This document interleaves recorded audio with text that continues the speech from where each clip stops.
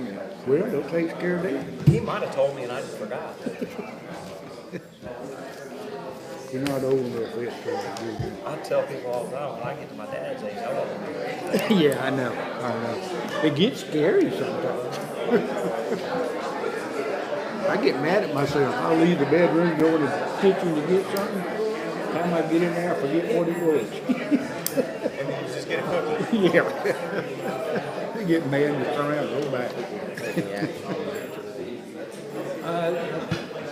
I told the girl again, who is the guy that lines up things on, you know, we probably. we're not quite, but it's close enough, I guess. There was probably. All right, we've got 9 o'clock.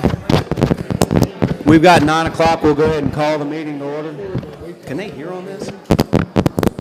Working. All right. There we go. All right, we'll go ahead and call the meeting to order and start with an opening prayer. Mr. Fulton.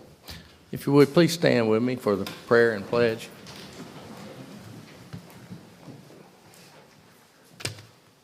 Gracious Heavenly Father, we thank you today, Lord, for the blessings that you have bestowed on our county.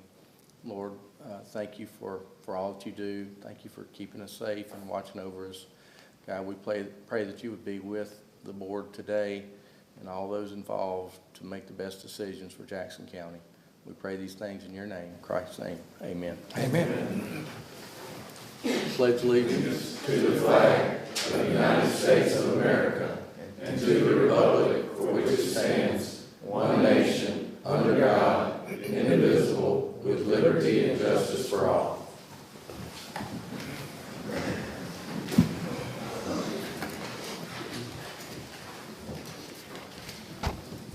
All right, that brings us to amendments to the agenda. Mr. Cumbest? I don't have any. Mr. Morris? Mr. Taylor? I have none. I have one, and it's to add to consent for assistance with field work and sand at the Ocean Springs baseball field. Mr. Bosarge is not here today.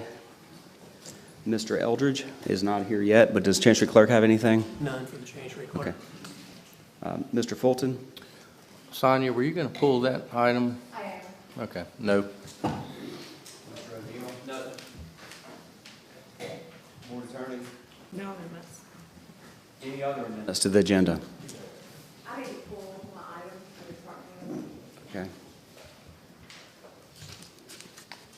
Any other amendments?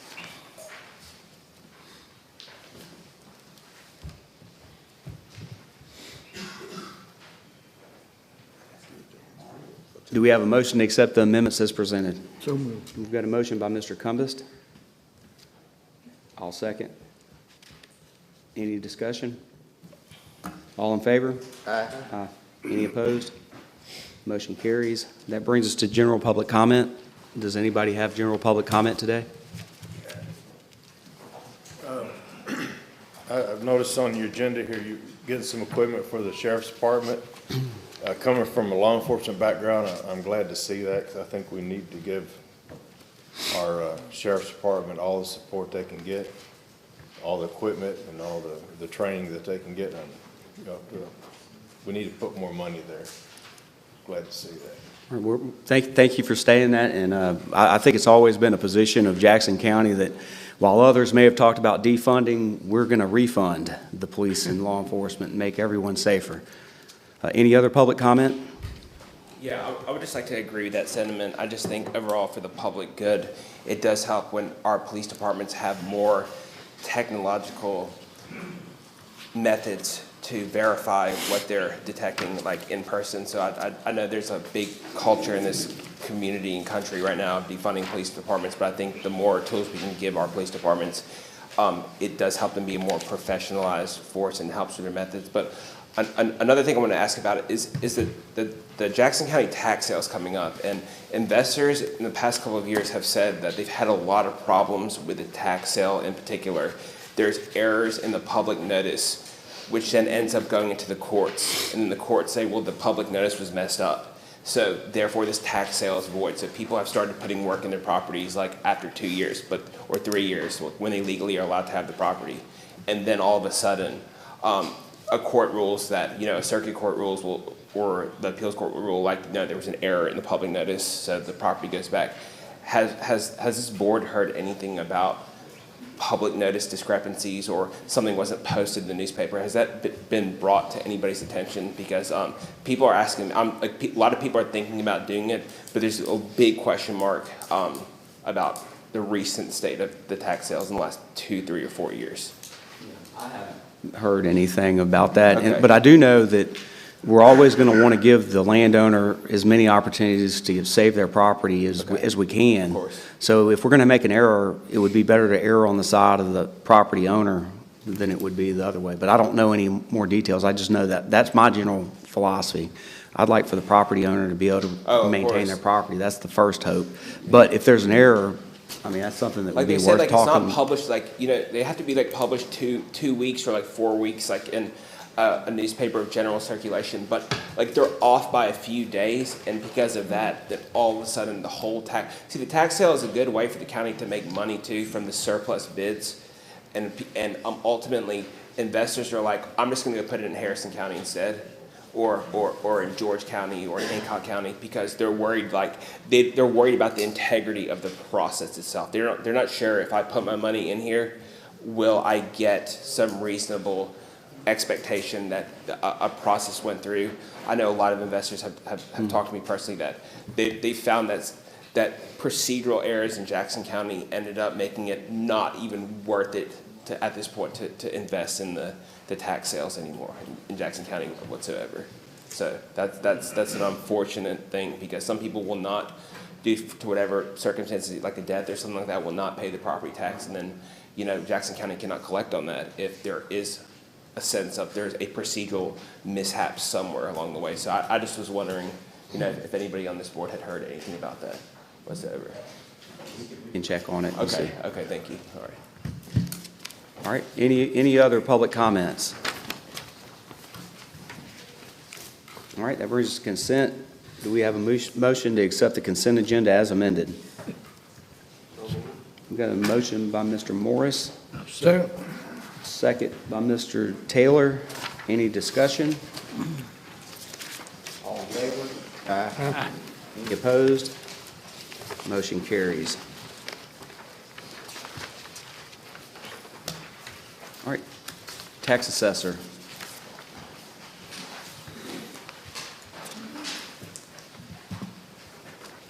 All right, good morning, gentlemen. The only things I have here are the final approvals for the exemption request that you guys have approved. Department of Revenue has certified them, so we just need a final approval. First one being American Bait Works. We've got a motion by Mr. Cumbest, a second by Mr. Morris. Any discussion? All in favor? Aye. Any opposed? Motion carries. The next one being Bollinger, Mississippi Repair. So move. We've got a motion by Mr. Morris. Second. Second by Mr. Cumbest. Any discussion? All in favor? Aye. Any opposed? Motion carries. All right, third one being Bollinger, Mississippi Shipbuilding. I'll move. Motion by Mr. Taylor. Second. Second by Mr. Morris. Any discussion?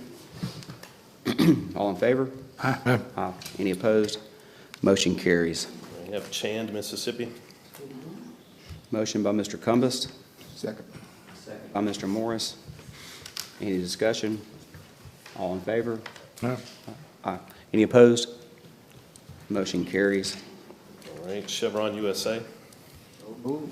Motion by Mr. Morris. Second. Second by Mr. Taylor. All in favor? Aye. Motion carries. Huntington Ingalls. So move. Motion by Mr. Taylor, second by Mr. Cumbest. Any discussion? All in favor? Aye. Any opposed? Motion carries. And the last one, Oleo X. So move. Motion by Mr. Morris, Second. second by Mr. Taylor. Any discussion? All in favor? Any opposed? Motion carries. All right, that's it. All right. All right, County Administrator.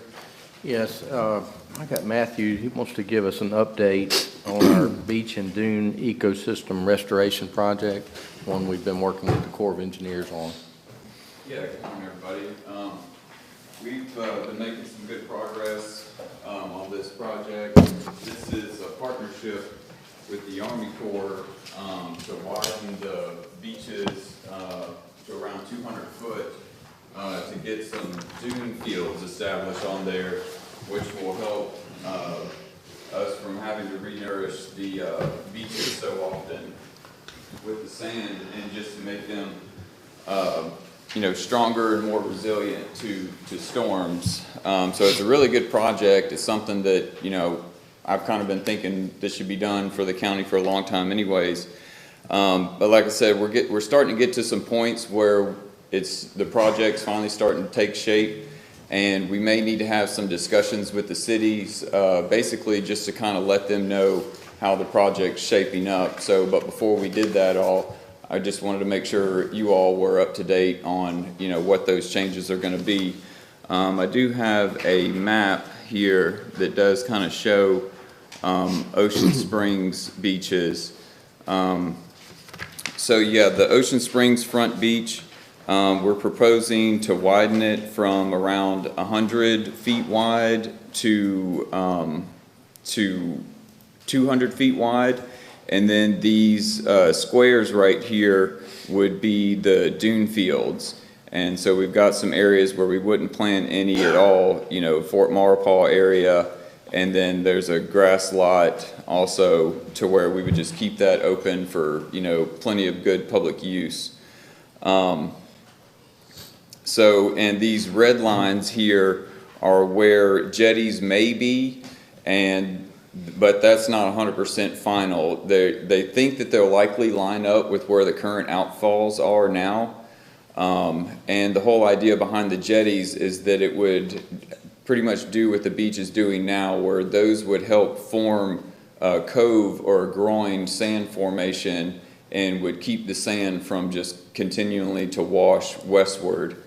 So at Ocean Springs Front Beach, the city was doing their own project on here at the Fayard property for an event space and marina.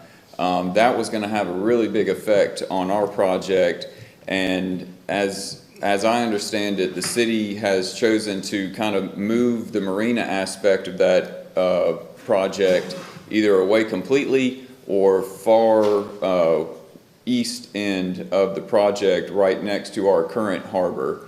And so as long as it stays, kind of behind the jetties that are there now and doesn't get too large, it still won't have an effect on our project at all.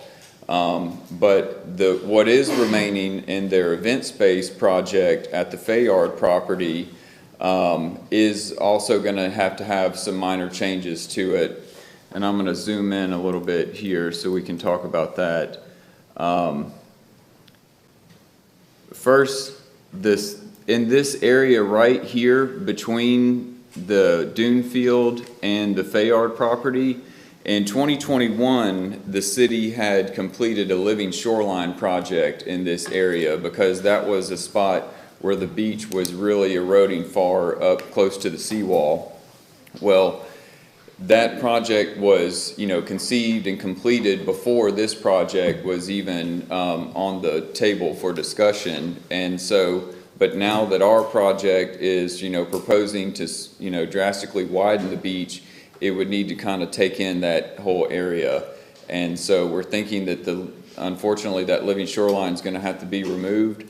But with all the other, environmental improvements that we're doing along the beach to get the dunes here, we feel like the benefits are going to outweigh any negative aspects of that. And we've already been talking with the Army Corps about it, and they said that we wouldn't have to mitigate for any of that losses since it was a man-made project in the first place anyways. And so that's just something that we feel like we need to, at least let the City of Ocean Springs know about. And then also, a component of their event space project that's going on right here, it was also somewhat conceived, before this project was far enough along, and it was going to have a small sand beach component right here on the west side of it, and its own small living shoreline component. But again, since the width of the beach is widening over where those two things would be, those kind of just need to go away from that project as well, and let our sand beach tie in to more or less kind of where their bulkhead would start. I've already spoken with their engineer, Cypress, about these changes. We've been staying in touch about the project, and they don't think that it's going to be an issue at all. That's just something they kind of threw in their project to help tie it in to where the beach is. But, you know, now knowing that it's going to shift some, they think it's fine to kind of, you know, do away with that component of their project. So while you zoom in, the black line, I think, to me, that represents where it's permitted to have sand up to. Right, well, that's to the put it in 200-foot wide. The 100-foot wide that we're currently permitted is only about half that, kind of where the sand is right here, right now. But yeah, the black line is where we would propose to take it to in our project. Okay, so that puts it in perspective. Everybody can see how much wider it would be. There are some areas that are already that wide, but right, yeah. not many. Do what? Not many, though. No, not many. So that's kind of how Front Beach is shaping up. Now I'm going to move over to East Beach. Let me ask a question before you go, please. Okay. You got 100 feet and you're going to expand to 200. What does that really mean? How do you expand the beach? Just pump in more sand to make the sand portion of it that much wider. They're trying to get, I think the sand that was pumped out of the Pascagoula River ship channel that's on the banks, going on in there, that's their primary sand source that they're investigating now to see whether or not they could take it from over there and bring it to the beaches and use it on here. But the whole idea is to have a wide enough beach so that you've got plenty of sand in front of the dune fields, so that when the sand does get blown into the dune fields, they'll eventually grow up and be actual, you know, dunes, to where they'll have, you know, like a little hill in them that will further, you know, keep the sand from going further inland. And so that's the whole point of wanting to widen the beaches, because you have to have a wide enough dune field, you know, for it to eventually build up into a dune. And you have to have enough sand in front of that to feed the dune. Does that mean you're kind of elevating?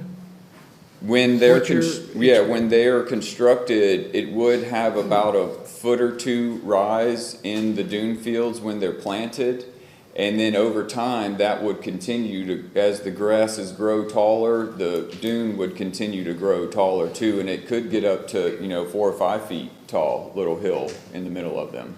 Okay, thanks. So what kind of room is there to maybe change the width of a dune, the 70 feet? I mean, make it, say, 50 feet or something? They're pretty strict on those measurements. We've been, you know, doing what we can to make sure we have enough space behind them for our beach equipment to still maintain the beaches, and have enough room to do that with. But as far as, like, you know, adjusting where the dune is within that width, I don't think there's much leeway to adjust it at all. Is there room to modify the distance between dunes? Yeah, we could space them out more, and you know, we wanted to have enough you know, gaps in them for, you know, people to just walk from the street to the water's edge as well too. So yeah, this is all very draft and preliminary.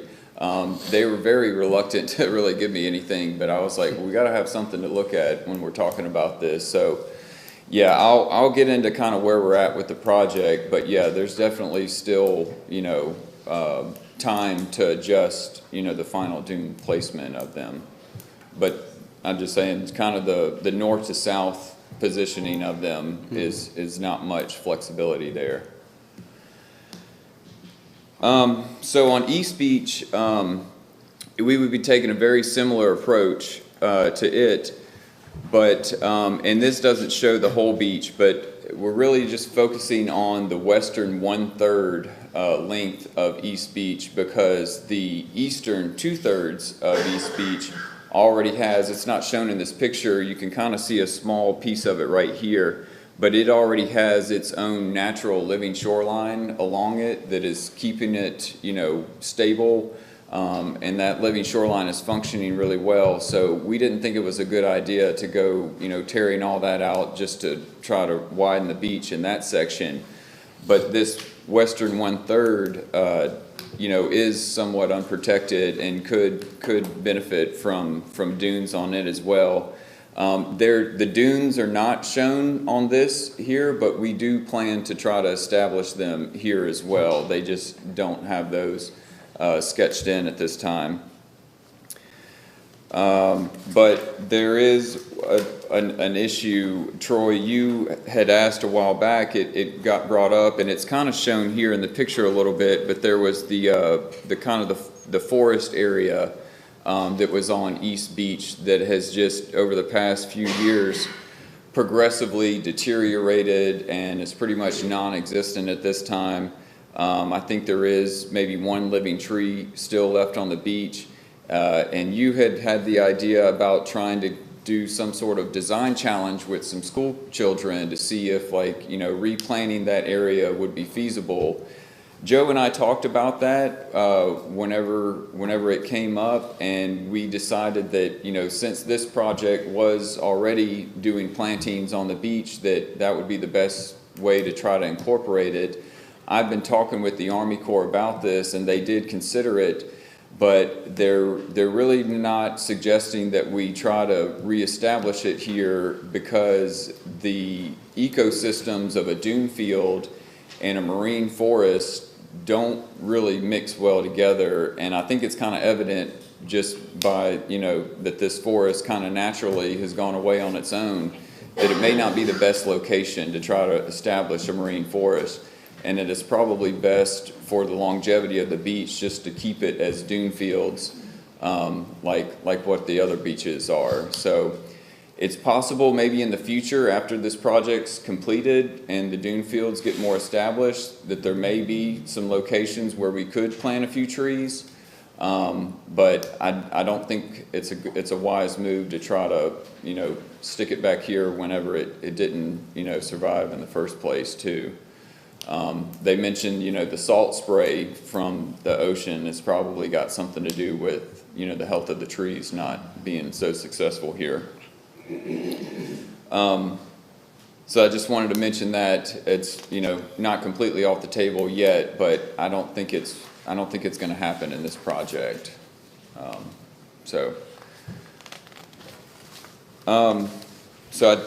That was the Ocean Springs beaches. We were trying to look at Pascagoula Front Beach as well, but it has its own Army Corps living shoreline project on the majority of it that was done about 10 years ago, I think, that is functioning pretty well. And the Army Corps, again, didn't want to go, you know, digging up a living shoreline just to try to get these dune fields established.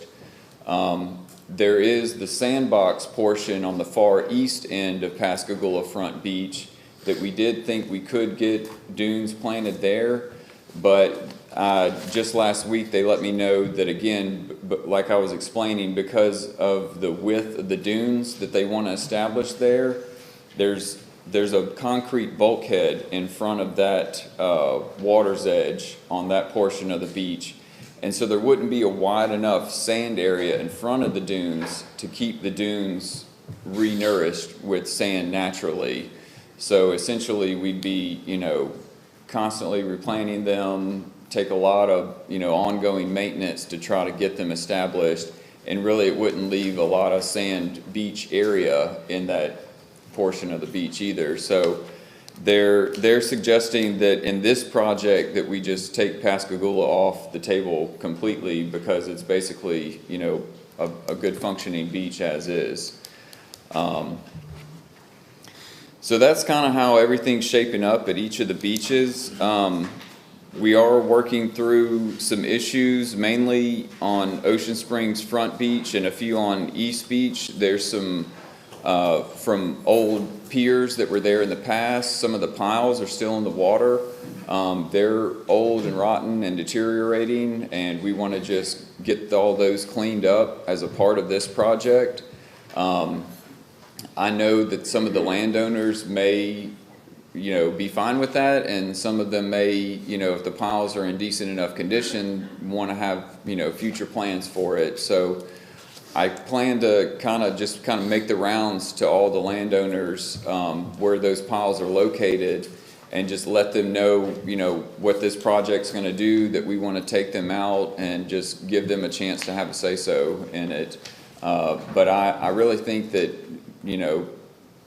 the vast majority of them just aren't really going to be useful at all anymore. So that's somewhat of a minor issue, but just wanted to bring it up.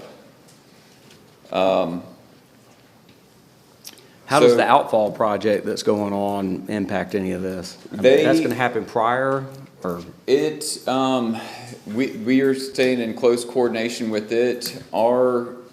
What we did on this project was we hired Overstreet and Associates to kind of assist on the county side to do the topo surveying and help me with the technical reviews once we do get plans completed for it.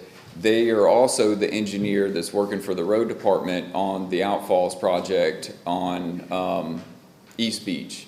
And so they know what's happening, and the outfalls and whatever needs to change in each project to accommodate each other, that's ongoing now. But really, I want to say the outfall project is just now going to permitting, right? Yeah. I think the plans are probably pretty far along, but that project is still probably at least 6 months out, before, probably longer than that. So, so timing wise, and I was going to get to that in just a minute, but the scheduling for our project is that, they're getting to a close on evaluating the existing conditions of the beaches now, which will allow them to move into modeling the proposed structures of the jetties and possibly breakwaters along Front Beach to see how that's going to affect sand migration. We're estimating that is going to start soon, just in a few weeks, but that the full modeling probably won't be complete, until early next year. And then building the construction plans for our project, later on, possibly summer next year, which would then put us maybe starting construction in like fall or winter of '26 if everything keeps going smoothly. We're a little bit behind schedule now just because of all the Ocean Springs projects that were going on. We kind of went on hold for a little while to see how that went out. And then just some other issues we had with survey and other items. But yeah, that's the main thing is that I'm trying to do is keep the Army Corps aware of what all the other projects that are happening. The sidewalk project on East Beach is another one that we're, coordinating with and making sure it's not going to have an effect negatively on either project, as well as the outfalls. And next, I want to talk about the cost estimate a little bit, because when we first started this partnership with the Army Corps, it was estimated that the whole project would be around $20 million construction cost to, widen all 3 of the beaches and build jetties and structures on them, and the plantings for the dune grass. Well, they haven't done a full-blown updated cost estimate because the design hasn't progressed far enough for that to be warranted, but it will be soon. But they are predicting that the cost will likely go up above 20 million. I'm kind of hoping that since we're reducing scope in Pascagoula, that maybe it could stay around 20 million. So that's kind of what we're hoping for. But the cost share breakdown of that 20 million is that the Army Corps, the federal government, is going to fund 65% of it, and then the non-federal share, which is ours, is 35% of it.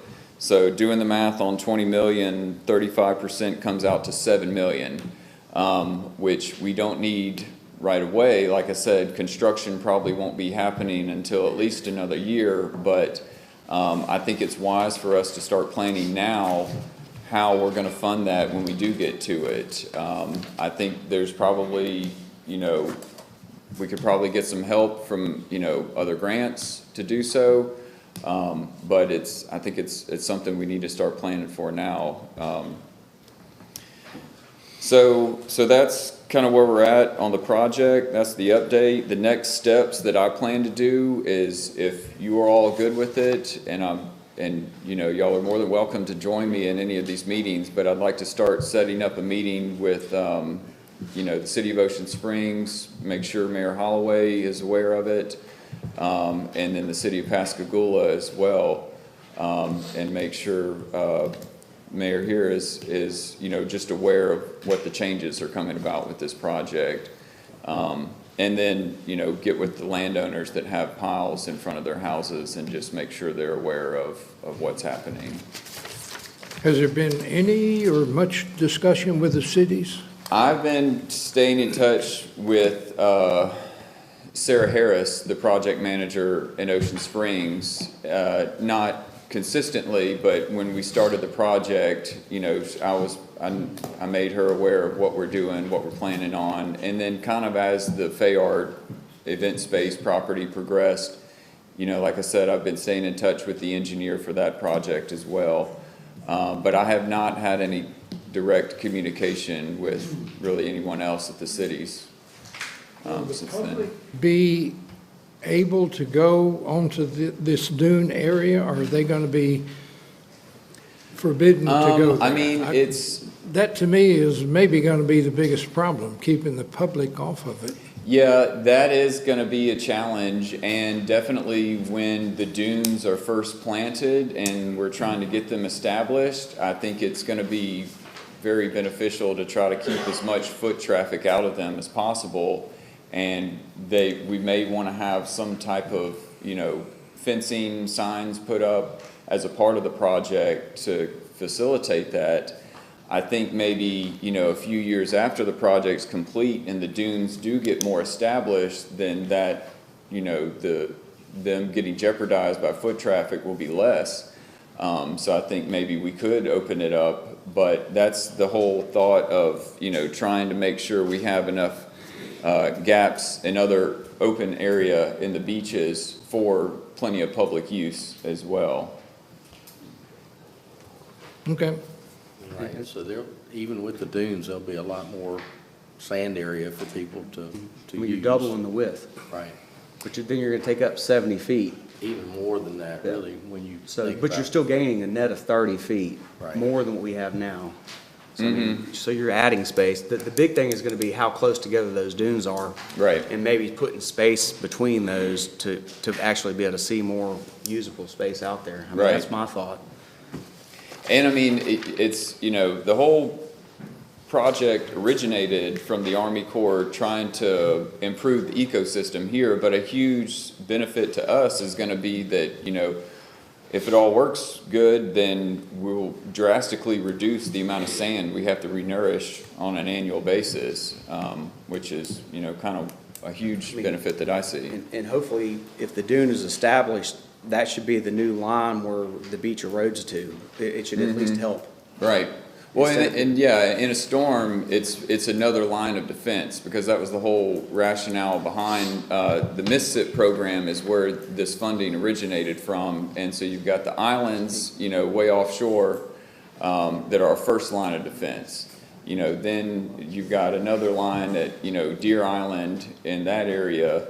The beach and these dunes are actually another line of defense before the seawall is our last line of defense. And so that was kind of, they've been, focusing on renourishing the islands and progressing their way inland, just so that, if a storm hits, we've got good lines of defense in front of us.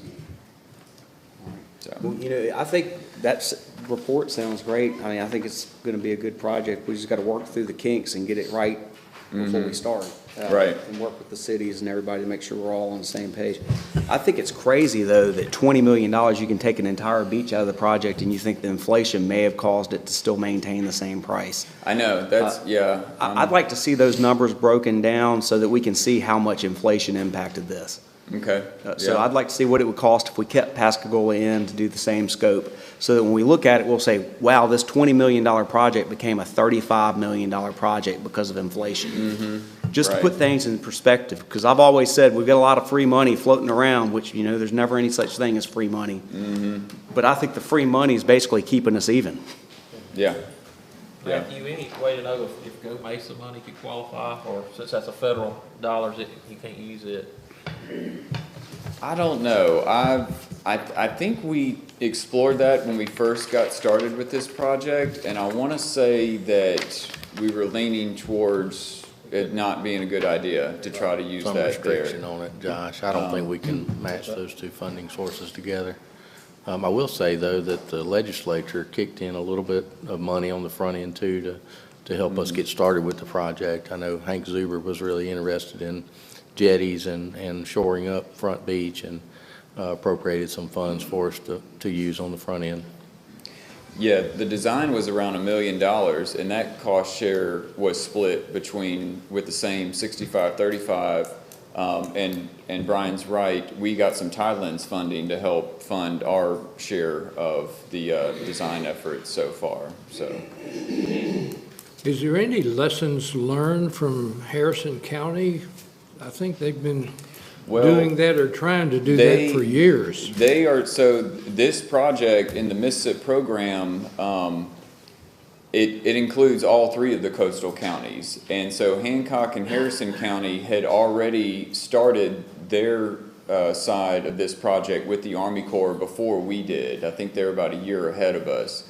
But they're hoping that the construction of all three counties will line up closely, and then we could see some economy of scale savings from, you know, having that much more sand to have to move around and haul, that we may get some savings there. So, but yes, the same people that are working on our project are working on those projects as well. So yes, they're Okay.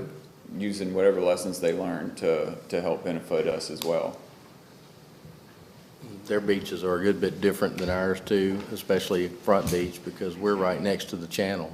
Yeah, their And current so- one is different, too. Right, and so they are able to dredge sand right back up onto the beach, where we can't use the sand that's out there. We have to truck in sand to replenish our beach, so that makes it a little bit different. Our beach is a lot narrower, too, than most of the beaches in Harrison County. Okay. Thank you, Matthew. Okay, thank you all. Finance.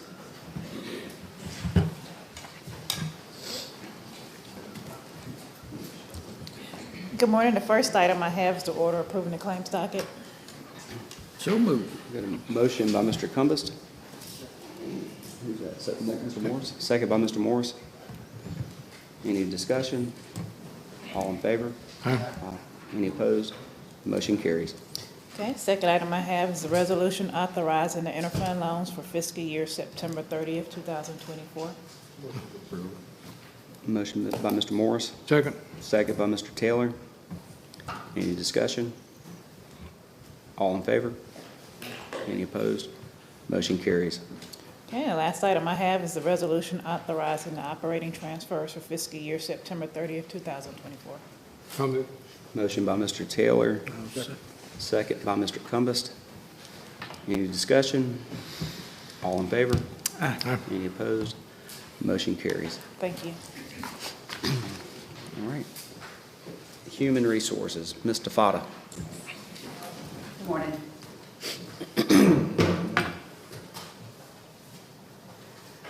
So we've got some documents that I'll need approval on, and I'm making a change over to our new TPA.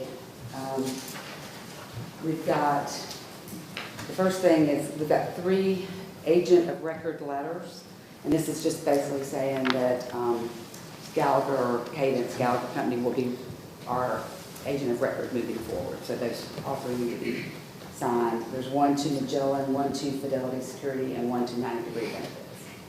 The second thing I have are the business associate agreements.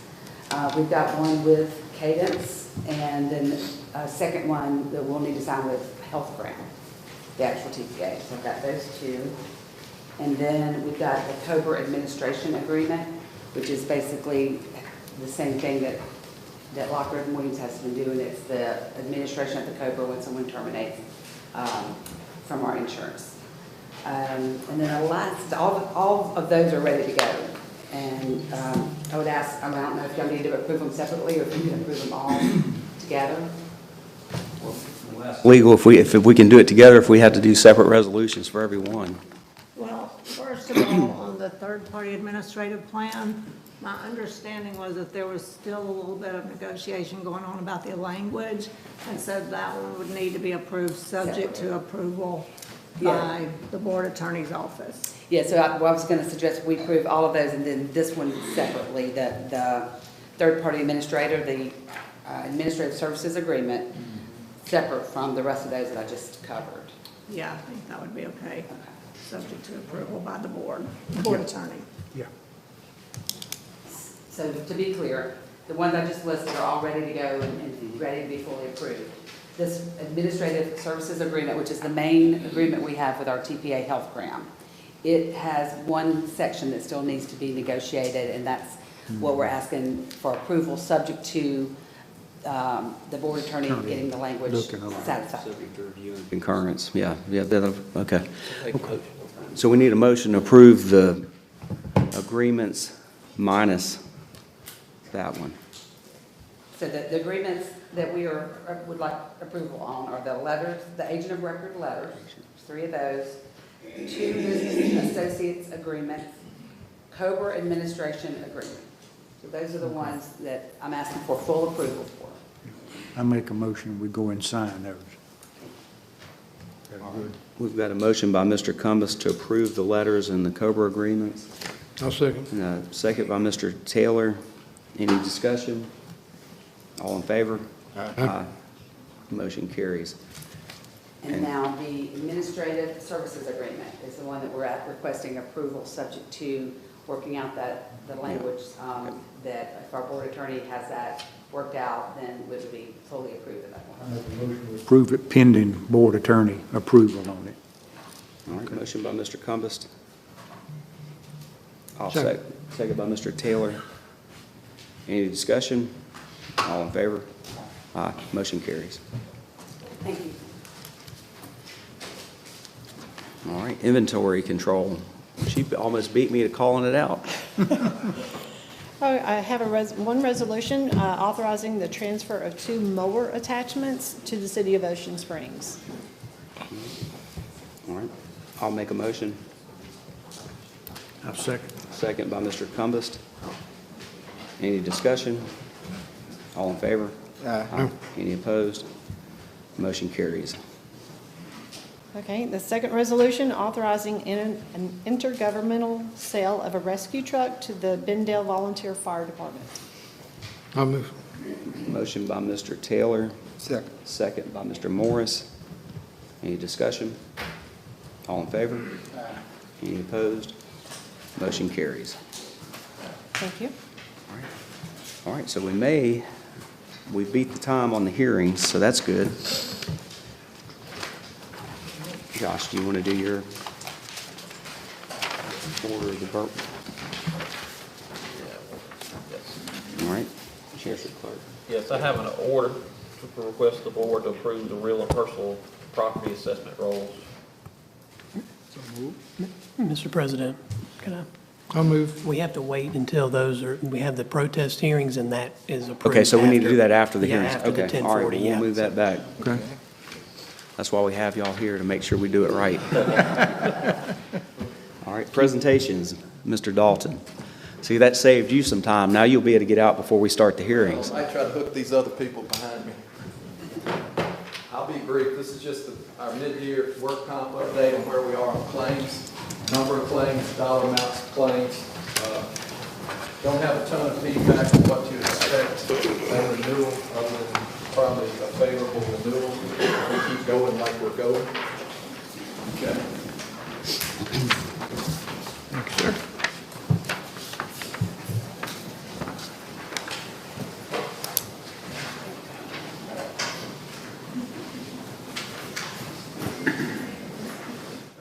All right, so you can see up top, 2022, we had 16 claims for a total of 274,000.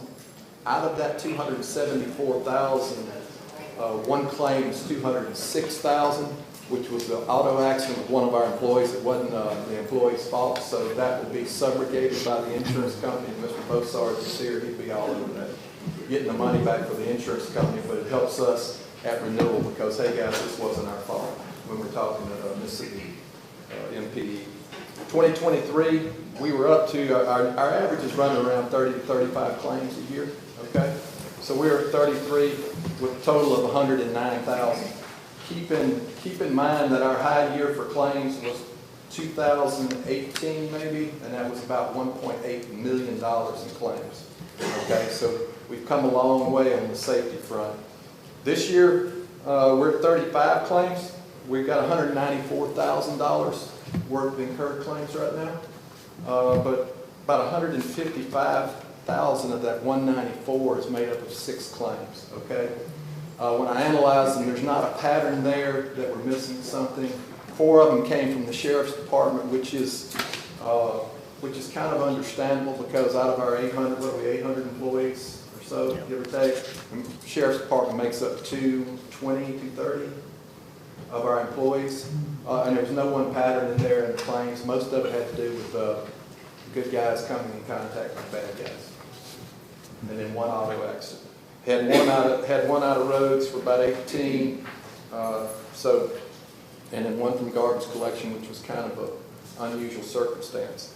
So at renewal, I'm looking for another good renewal. You know, we've been able to reduce premiums from, what, 1.3 down to around 800.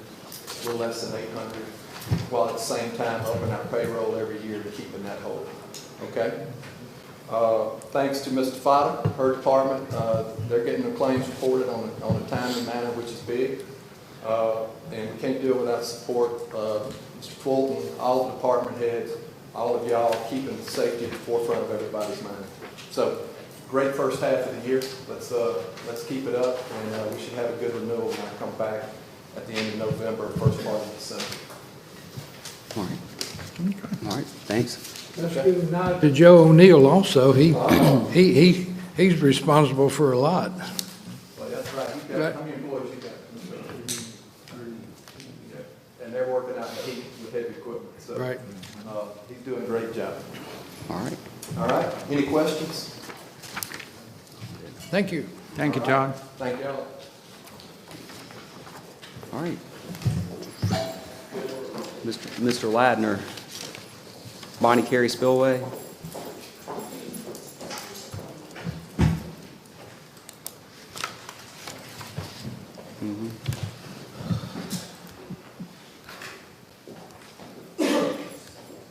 Thank you, Mr. President and the board. I appreciate y'all's time. I know you're busy and a lot to do, but it's to introduce myself. I'm Marlon Ladner. I am a member of the Harrison County Board of Supervisors, and I'm also chairman of the Save the Sound Coalition. My purpose here today, of course, is to discuss the Save the Sound.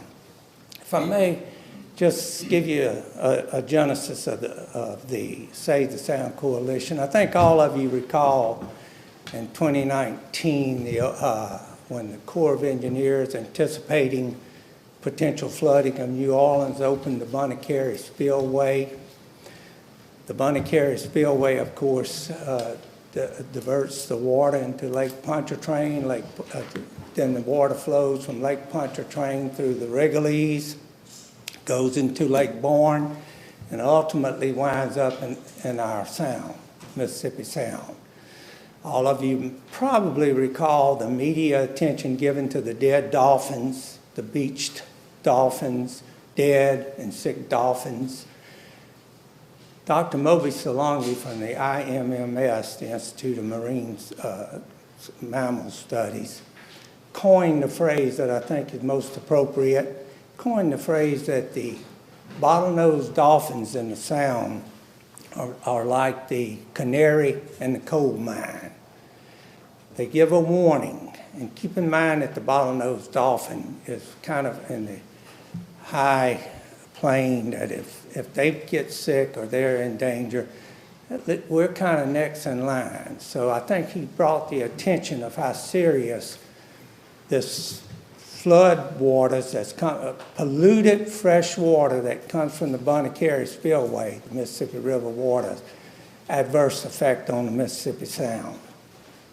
From that genesis, there were two things. Of course, we saw the devastation of the dolphins and sea life when the water was polluting the Sound. We also saw the algae bloom. And if you recall, the algae bloom came in, we were forced to close the Sound waters. And by doing that, we had to close, we didn't close the beach, but the beach was effectively closed. Adversely affected our Gulf Coast economy at that time. Even locals, if you recall, many of the locals wouldn't even eat the seafood because of dead fish due to the algae bloom. Thirdly, and most devastating, is the destruction of the wild oyster reefs. And since 2019, we haven't been able to get enough oysters out of the Sound to make a good oyster po' boy. That's how bad it is. So what we did, we decided to create what we call Save the Sound. And primarily, the Harrison County Board of Supervisors and the City of Biloxi got together and contributed about $250,000 apiece. We went to the state. We've got some Go Mesa funding to support the Sound in our efforts. Basic mission of the Sound is to educate, litigate, legislate, and litigate if necessary. And we've been somewhat successful, not totally, but somewhat successful in those efforts. Today, we have, anytime you legislate and or litigate, you gotta have information, and you gotta have correct information. So the Sound has hired several, Dr. Mickle and Dr. Jerry Weiger, to do the studies of the adverse effects, if any, on the Sound due to the intrusion of that Mississippi River waters. And I think they're going to report to you today as well. We also have Mr. Robert Weigel, who's the environmental attorney for us, who has taken the court to court and at least got their attention. And what we're after, what the Sound is after, is a seat at the table. The Corps of Engineers didn't really consider the damage to the Mississippi Sound. Their primary function was to save New Orleans from flooding. We don't disagree with that. We don't want people flooding in New Orleans, but there's a win-win solution to this, and we have to have it. The destruction of the Sound is not viable. And all of you guys, and most of you have lived here like me all your life. You know the importance of the Sound as far as our economic viability. You know the importance of the Sound of our way of life, our standard of living. So our concern is to really save that body of water. And it impacts, the Sound is impacted from all the way from the Chandelier Islands to the Mobile Bay. So we're here to ask for your support to join the Sound. You don't have to contribute. Joining the Sound, you're not obligated to do any financial contributions. Of course, we would appreciate it if we do get them because it's helpful. But we're asking your support. Join the Sound, Save the Mississippi Sound Coalition. We're asking for that. And that is basically what I would like to tell you, the story, how important it is. And I know I'm preaching to the choir. I'm not talking to people who are not familiar with how important the safety of our water is and how productive it can be. And we've lost a lot, as I indicated, especially the oysters. And it's going to take a long time. The salinity is affected when When you affect the salinity of that water out there, you're affecting the sea life, and especially the oysters. But at this time, I'd like to turn it over to Ms. Allison to maybe look at a quick video of just how important it is. And I appreciate your time. Thank you very much.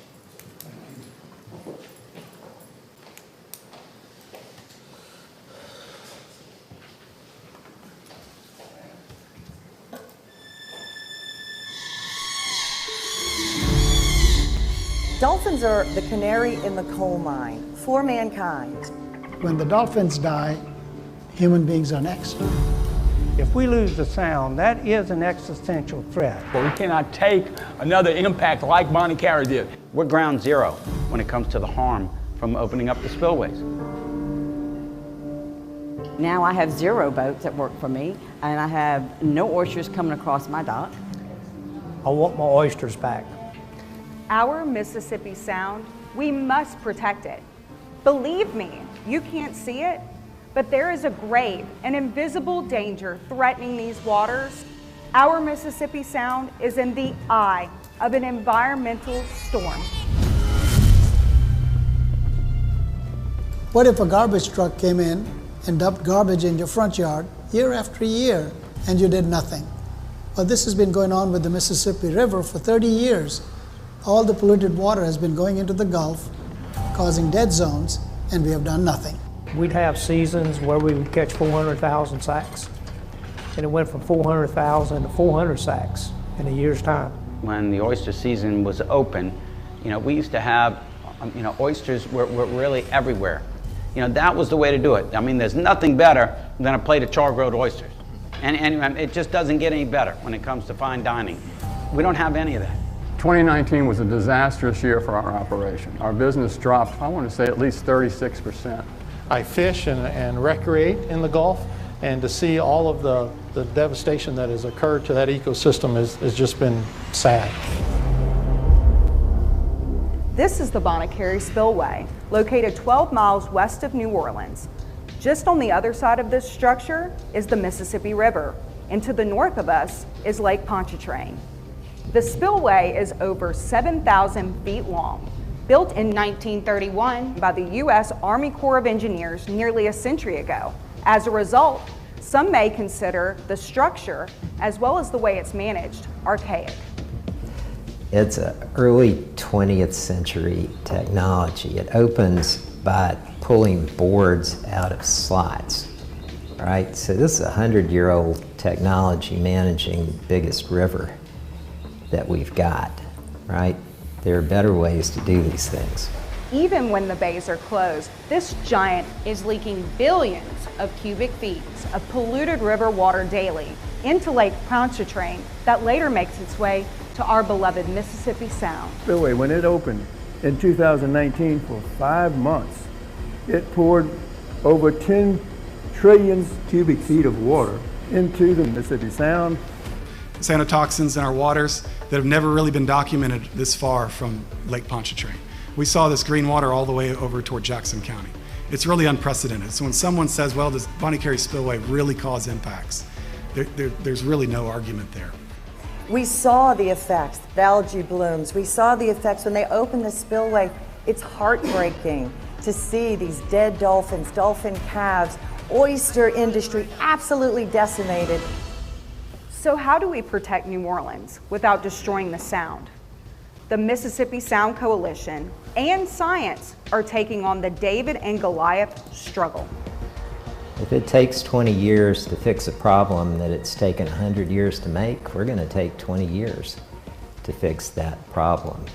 The coalition is in this to win. So pursuant to public trust laws regarding seafood in the state of Mississippi, every resident has ownership in our marine resources, including our shrimp, crabs, fish, and oysters. They belong to you. And the reason we're fighting so hard is because they're stealing these right off your dinner plate. The Corps of Engineers does not accept that they are causing any harm with the Bonnie Carey Spillway. And the courtroom is the place that the gaslighting stops and we deal with the facts. The coalition and the scientists are convinced short-term and long-term solutions do exist. All we have to do, in my mind, if we get the water chemistry right, the water quality right, things are going to start going our way. I'll give you my promise. And I think we'd have a good chance of making our oyster reefs come back, increasing our fishing, increasing our shrimping, and making it a great place to live like it once was, the seafood capital of the world. So we're working with the folks in Louisiana as well as our own folks to try to get the attention of the Corps of Engineers that this is a serious issue. Mississippi has no seat on the table. We have no say-so. We have never had any say-so. And I think that needs to be changed. Come visit Pass Christian. See how Pass Christian used to be. See how we are now and how we can plan a strategy to bring our oysters back. Oyster gardens are very rare to come across nowadays. More than 80% of it has been lost worldwide.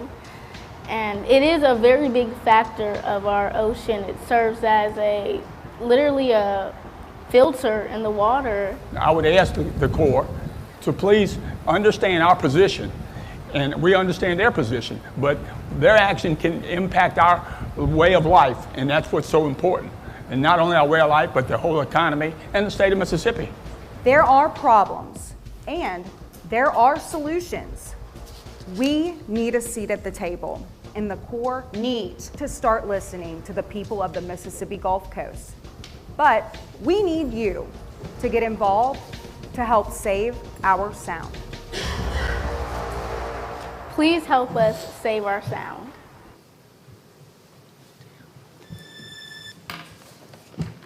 I'm Allison Brown Buchanan. I grew up on the beach in Pascagoula. My dad was Raymond Brown. Some of y'all may know or have known him. We do some of the communications work for the coalition. I'm just going to go through a quick couple of slides and we're going to turn it over to the scientists. Our mission is to restore and protect the ecosystem of the sound. Yep. Well, the hearing that's coming up can be later. Okay. It just can't be, there's no requirement that we have to start at the time we can finish this out, right? That's what I thought. Okay. All right. We appreciate it. Thank you so much. I wanted y'all to see who the current members are. Harrison County, Hancock County, Biloxi, D'Iberville, Gulfport, Long Beach, Pasco-Chan, Diamond Head, Bay St. Louis, Waveland, Ocean Springs, Goche, and Pascagoula. We would love to see Jackson County a part of that, and Moss Point has indicated to us that they are going to put it on their agenda to vote to join the coalition. Also, the Hotel and Lodging Association and Commercial Fisheries United.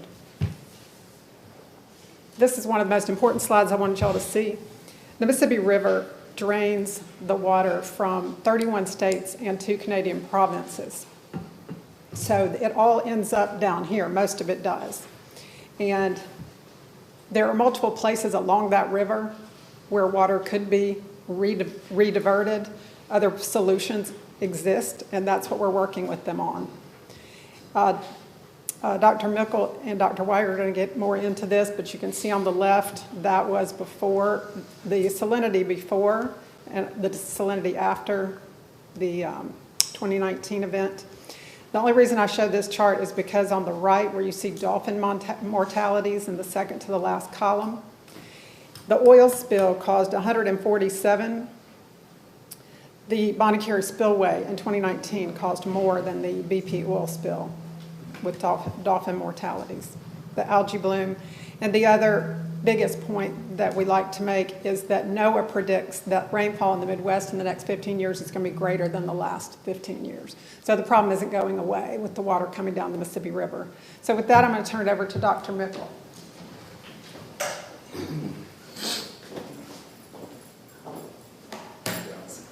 Good morning. How are y'all doing?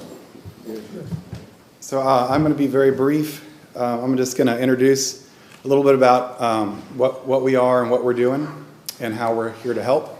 And then I'm going to hand it over to Dr. Wiggert, and he's going to conclude. I actually have to go to a presentation at the Golden Nugget for the Federal Fisheries Council. We're arguing over red snapper, which is very important to y'all as well. So lots of things going on today. But good morning. My name is Paul Mickle. I am the co-director of the Northern Gulf Institute. We're located at Mississippi State University, and we're on the Mississippi Gulf Coast at Stennis Space Center. I'll lead a group of scientists, specifically modelers, and we call ourselves the WISC, the Western Sound Science Collaborative. Nicknamed the WISC because we stir stuff up sometimes. But anyway, we're modelers, which allows us to create these models, and we're water quality modelers, both physiochemical, which is salinity, temperature, and biological, so we can actually see what these water quality impacts do to aquatic organisms like oysters and fish and crabs. So when you think about how we can simulate certain things and open the Bonnie Carey Spillway any way we want in this model, we can simulate things that happened in the past, we can simulate things in the future. So we can actually study the Bonnie Carey Spillway and see how we can minimize and reduce impacts and become very useful to the Army Corps of Engineers. So when you think about that, it's really interesting how we can really look into the future and also see what's going to happen and maybe come up with some really valuable solutions. But the WISC is made up of 7 members. We are internationally peer-reviewed. Every product we produce stands up in a court of law. We have folks from Biloxi, Mississippi, Turkey, the Netherlands, and Bolivia. So when you think about, we really have an amazing international modeling team that's very well respected. We all know the Mississippi Sound. I'm not going to spend a lot of time on it, but you all understand that it expands past our borders into Louisiana and Alabama. So we're all connected to these issues, and we need to all try to understand the science moving forward. But one thing that y'all probably still know a lot about is that we have a lot of water quality issues, and we're studying all of them. But it's very clear that the freshwater diversions are the lead problem that we can tackle the best. But it's a high nutrient system naturally. That's why we have so many fish. We have extreme wet and dry seasons. We have storms. We're in Hurricane Alley. We have erosion. And our tides are actually very weak compared to the rest of the Gulf and the East Coast. Like South Florida has 5-6 foot tides. In the summertime, we got 2.5 foot tides, right? So when you think about flushing and how water flushes on a tidal system, we don't have a lot of natural flushing. So when we have something like this, it can cause major issues. So just spatially, I'm going to introduce where things are. But we all know the Bonnie Carey Spillway is in Louisiana. It dumps out into Pontchartrain and then through. But I put these other red dots on the map just to show there's a lot of freshwater inputs. We have natural rivers too. So the models account for all of these freshwater inputs, and we can isolate them. This is the left figure here is oyster production over time. You can see it just has crashed to 0. And this one on the right is very interesting because it shows the variation of salinity over time. So the y-axis on the right, on the left side of the right figure, is the variation over time. So when you think about in the summertime, it gets real salty around here, right? Because the rivers bottom out and it's our dry season. In the wet season, in the wintertime, the salinities go down. That's natural. But when you introduce the Bonnie Carey Spillway, which the Mississippi Sound ecologically doesn't deal that well with, what drives our salinity is the Pearl River and the Pascagoula River. But when you introduce something like the Bonnie Carey Spillway, it adds a variation to the salinity swings and causes it to be too high. And these are the years that we see massive mortality in oysters. And coincidentally, 4 out of 5 have been when there have been Bonnie Carey Spillway openings. The last thing I'll say is, in 2018, there was a Bonnie Carey Spillway opening, and oyster mortality was very low. That thing can be opened in a way where everyone wins, and that's the science showing that that happens. So we're the modelers that can provide a roadmap, can give those guideposts to understand how much water the Mississippi Sound can take out of the Bonnie Carey Spillway, so we can provide solutions and not just problems. So with that, I'm going to hand it over to Dr. Wiggert. Troy, do you mind if I just leave you some cards? If you have any questions, you can direct them toward me. And I apologize, I do have to leave, but I can answer any questions that you have. Thank you. All right. Good morning, everybody. So I'll follow up, just give a little bit of a review of what our model can do and the great introduction from Paul. And so I'll just do a couple of quick slides. So I'm Jerry Wiggert. Is there a question? Okay. A couple of people listed here are Brandy Armstrong and Kamal Jambazulu, our colleagues on this work. And so I want to give you just a quick overview of what the model does. We call it MSB Coast. And originally this was starting out with the Deepwater Horizon. In response to that, we were trying to get an understanding of the system, and this model was giving us a framework for doing that. The model is set up to be 400-meter horizontal resolution with layers to capture the depth information, and we force it with wind, rivers, and the outer boundary of the Gulf we draw from another model, so we're getting the tides included in there. So we have all the physical processes involved for giving you a picture of what the circulation looks like. And the circulation gives you that picture of salinity.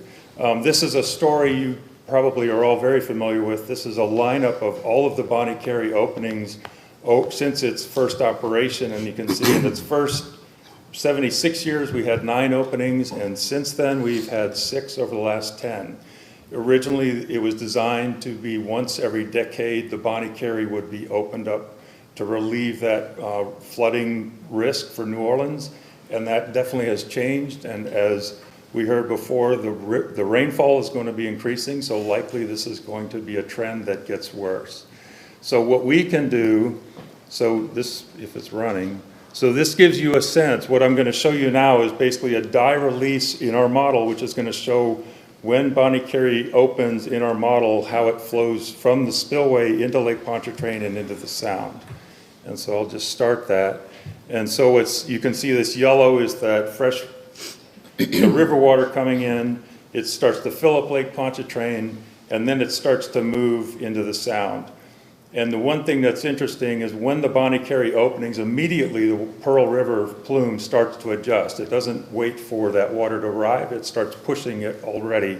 So that impact on the Sound is starting right away in terms of that driving fresh water into places where it shouldn't be. So that dye release gives us that picture of how does this flow.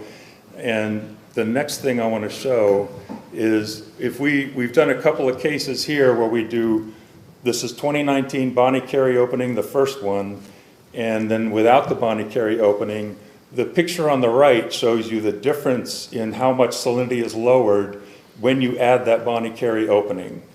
And so that gives you a sense for how extreme and how widespread that impact is. And the last thing I will show you is this picture. So what the MDMR and then Tideland supported this, asked us to look at this Mid-Breton diversion that has been proposed by CIPRA over in Louisiana.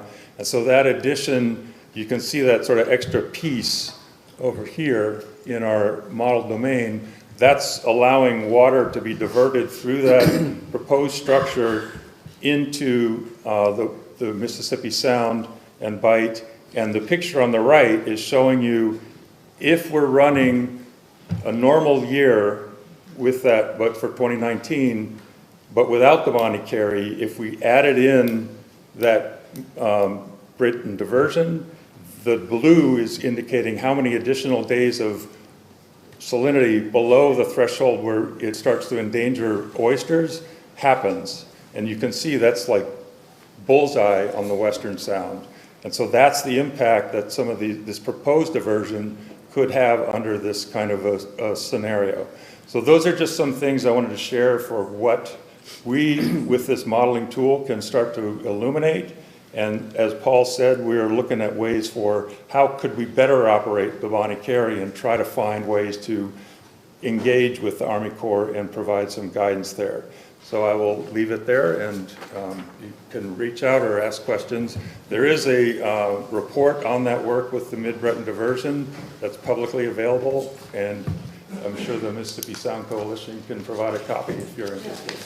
Yeah, and we'll probably do whole questions until after Robert speaks.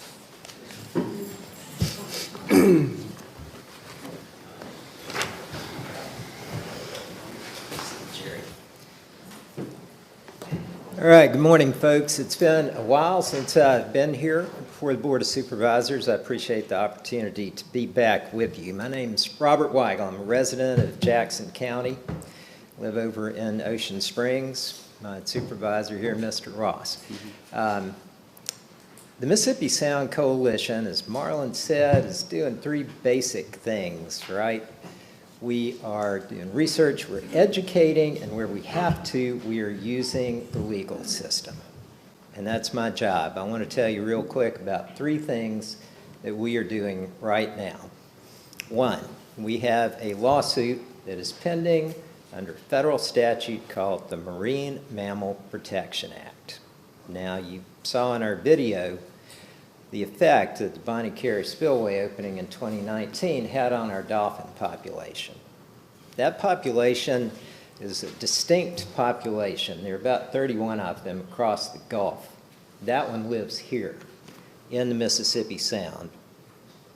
Before 2019, there were about 1,200 dolphins in that population. There were about 166 that died as a result of that Bonnie Carey spillway opening. Some 10% of the population or more. It's as if 1,800 of our Ocean Springs residents had died. It was an extraordinarily significant event. Now, what the Marine Mammal Protection Act says is, don't kill dolphins. It's as simple as that, right? It's an absolute prohibition on taking actions that are going to kill marine mammals like the bottlenose dolphin. There's only one way out of that, and that's you go to the National Oceanic and Atmospheric Administration and you get what's called a take authorization. But to get that, you have to look at all the ways that you could make your actions more safe for the marine mammals. And that's what we want the Corps of Engineers to do. Now, the Corps of Engineers, as you heard me in that video, they've never really acknowledged the impacts of the Bonnie Carey spillway on the Mississippi Sound, which is extraordinary to me. One of our jobs in the Mississippi Sound Coalition is to make sure they do that. And this Marine Mammal Protection Act suit, pending in federal court in Gulfport right now, is a way for us to do that. I want to tell you all about two more things that the coalition is doing on the legal front.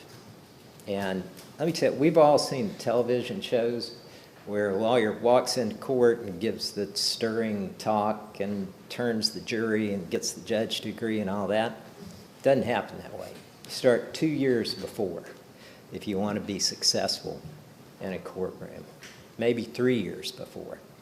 And you get things like what Dr. Wiggert's doing, what Dr. Mickle is doing, that give us a sound basis for saying, hey, there's a better way for you to operate the Bonnie Carey spillway so that you're not having these extraordinary impacts on the citizens of coastal Mississippi. So two things going on. We are starting now. We are laying the scientific foundation to make sure that the Bonnie Carey spillway is going to be operated in a more responsible way. One of those is there is a $25 million 5-year study funded by the federal government that is looking at the entire lower Mississippi River from Cape Girardeau, Missouri, all the way down to head of the passes, and looking at how all the different elements of that system, including the Bonnie Carey spillway, fit together. So right now, that's in the phase where they're gathering information to do a big, comprehensive environmental impact study.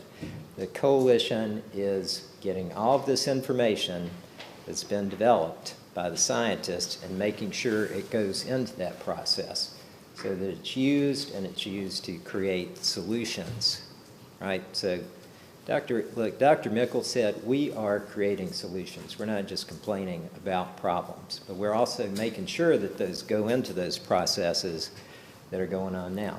Second thing, the Mid-Breton sediment diversion. This is part of Louisiana's plan for restoring coastal marsh. We're all in favor of restoring coastal marsh. But the modeling that has been done indicates that's going to have some bad effects on the Mississippi Sound. We want them to build marsh, but we want them to build marsh and restore their ecosystem in a way that protects the citizens of the Mississippi Gulf Coast. Now that project is also in the permitting phase, so the Mississippi Sound Coalition is going to be in there. We're going to be putting in the information that's needed for them to make a good decision about that project, and if they don't make a good decision, it's going to be the information that's needed to take them to court and make sure the folks down here are protected. That's where we are. We would love to have y'all join this. There's no obligation to join in litigation if you join the Mississippi Sound Coalition, but I'm happy to have you. There's strength in numbers, folks. So any questions anybody might have, I'm happy to answer them. Yes, sir. Why is the Corps of Engineers such an opposition here? Why are they not supporting what you're trying to do? Yeah, even though there's a camera rolling now, right now, I'm going to be completely honest with you. Corps of Engineers has an extraordinarily important mission, preventing flooding and property damage and loss of life on the Mississippi River. They are very insulated from most political influence, and they believe strongly in their mission, and they are typically, and in this case, very resistant to looking at different ways of doing things. Now, we hope that's starting to change. With this Lower Mississippi River Comprehensive Study, we hope they are going to take the opportunity to look at other ways to operate the Bonnie Carey Spillway. Let me back up a second. And I don't want to take too much time. I know you have a hearing to get to. There are ways to mitigate the impact of the Bonnie Carey Spillway.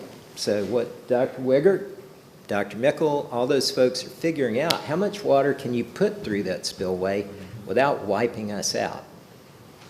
So if you figure out what that is, then you start to look upstream and say, all right, well, we have a spillway that goes into the Atchafalaya Basin, right? Let's put some water down that so you don't have to put as much down that. We could develop areas where the river could be reconnected to the floodplain so that there's more storage and the water doesn't come down as fast.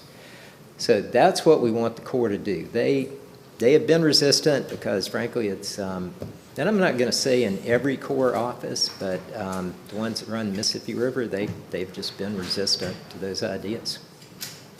I mean, that's the big dilemma with water. It's going to go somewhere, It is so gonna go we've got somewhere. to figure out how to best manage it, and the easiest thing for them has been to release it through the Bonnie Carey. Well, that is so if we can help absolutely them, do y'all have the capabilities to actually draft those models and show them if you put this much in this basin and this much in this basin, we'll be okay here with this amount released?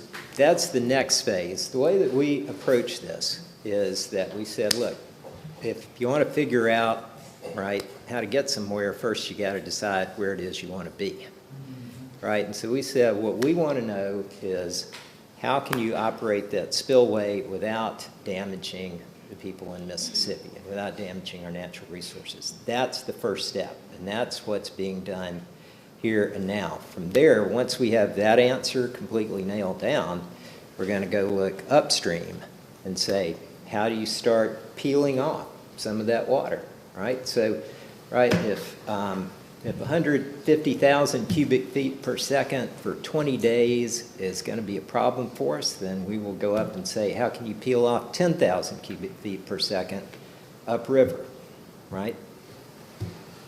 That's next. This is a very methodical, fact-based process.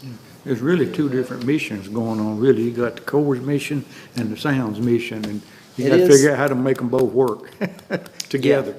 No, that's right. That's right, Mr. Combest. Yeah.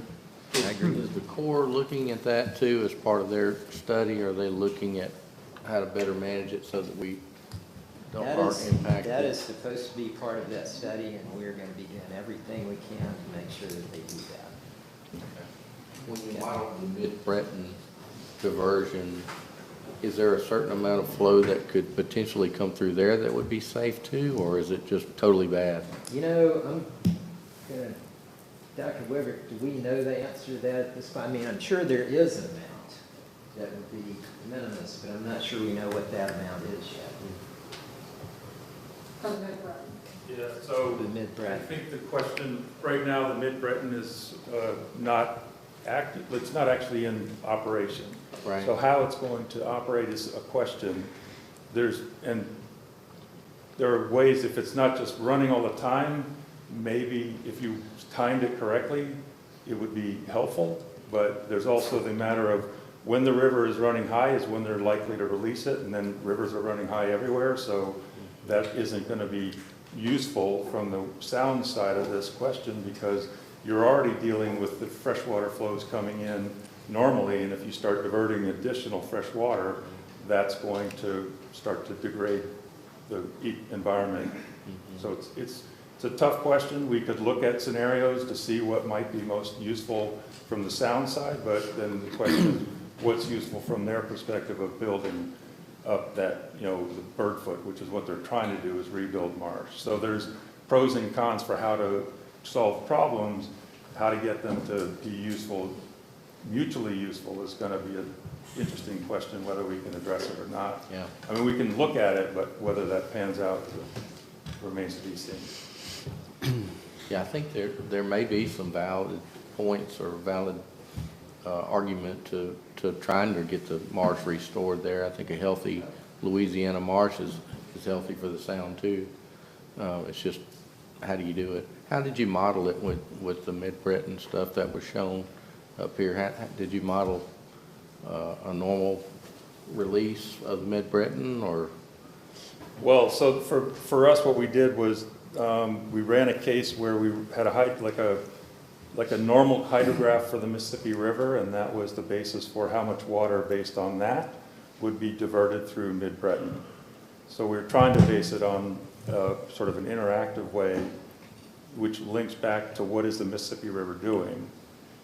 So that's what we did for now.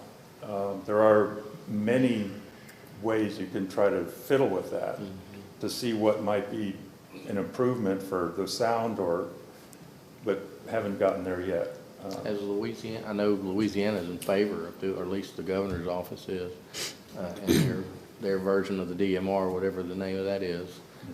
Have they done studies on it that would show the amount of fresh water that it puts in the sound? Well, they haven't done any studies that try to account for how is it going to affect Mississippi Sound. I mean, they're looking at how is it going to affect Louisiana's side. We're looking at try to be holistic across the region to make sure all of the elements are considered. Yeah, I think those are valid points. Yeah. Yeah, as I listen to this, it makes me think of the typical case of an area where a neighborhood or a house floods, and the simple thing is divert the water somewhere else. Well, you've got to find out what the water is going to impact and if it's going to create a bigger problem or another problem somewhere else before you divert it. Then what you've got to do to fix it is look at both areas, have the right people involved, and come up with a solution that helps both groups involved instead of just one by moving the water. Right. So the path you're on sounds like a reasonable. Find out how much we can take and go up there and tell our legislative delegation, hey, we can handle this much. If we figure out where it can be released at the Chaffalay and all these other spots to mitigate the rest, that should help make their job a lot easier. So then they know what they're actually asking for and what's going to help Louisiana and Mississippi. We're one coast on the Mississippi coast, but we're also one coast on the entire Gulf Coast of Southeast America, the United States. So that's the path I like. I mean, I like that. I think, Troy, that's why we've emphasized it's got to be a win-win. We understand that Louisiana has their issues. We got to work with them, and it has to be a win-win solution, and that's what we're looking for. Yeah, it's got to be. Yeah, it does. And we'd like to thank Murtis, Brian, and Mr. Strickler for being here from Cindy Hyde-Smith's office and Congressman Ezel's office. They have been extremely supportive, and it's going to take a national solution, and they are keeping up and helping us in every way that they possibly can. So. All right. Do y'all have any more questions? All right, thank y'all. Thank you. Thank y'all for coming. Very much. All right, so let's...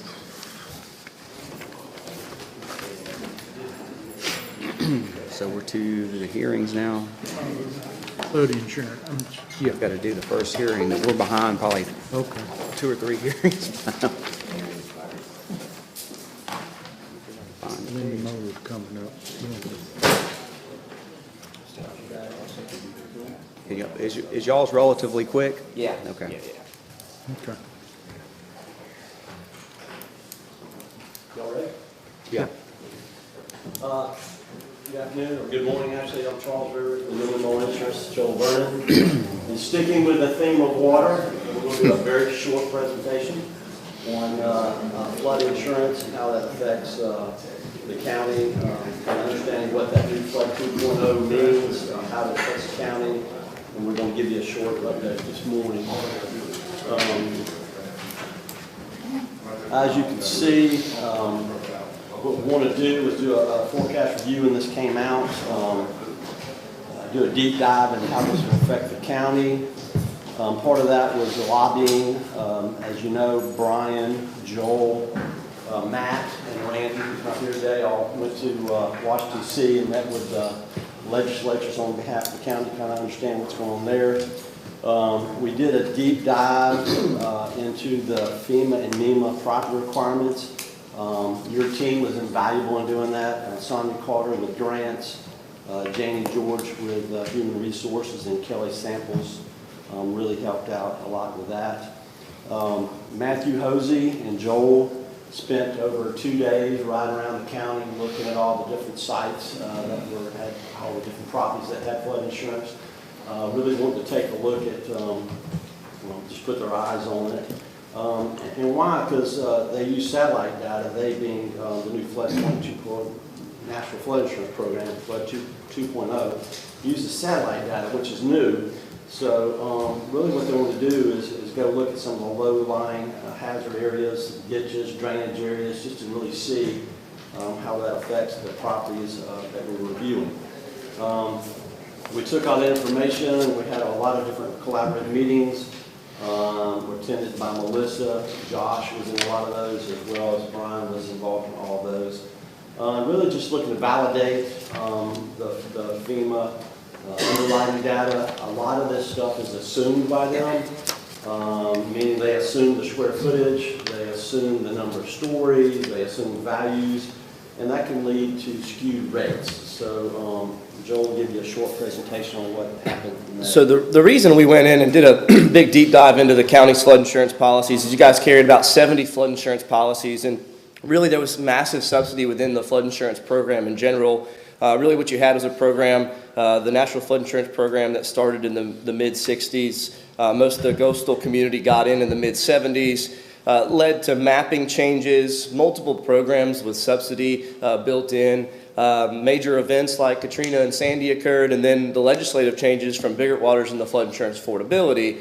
And really what flood insurance affordability brought was some negative things for our coastal community. And although this was signed in 2014, it was kind of punted. There was a, hey, do a study. When you get done with your study, you're ready to roll out the rating program. Let's go ahead and we'll do that. Well, that happened about 2 years ago, and FEMA changed their pricing methodology. It used to be very simple, and now it's very muddy, pretty much. They're now using FEMA source data, replacement cost values, variables, broader ranges of frequency. But in general, they've changed the algorithm on us, and they really did it in a way that made it hard for us to come in and better understand what the costs were going to be for everybody in the future. And so we did a deep dive, and really, I'm going to kind of move fast through this, but this was your program, and had we not done anything at all, your total flood insurance premium was $193,000. And it was going to continue to rise to $305,000 if we just let Flood 2.0 just run its course.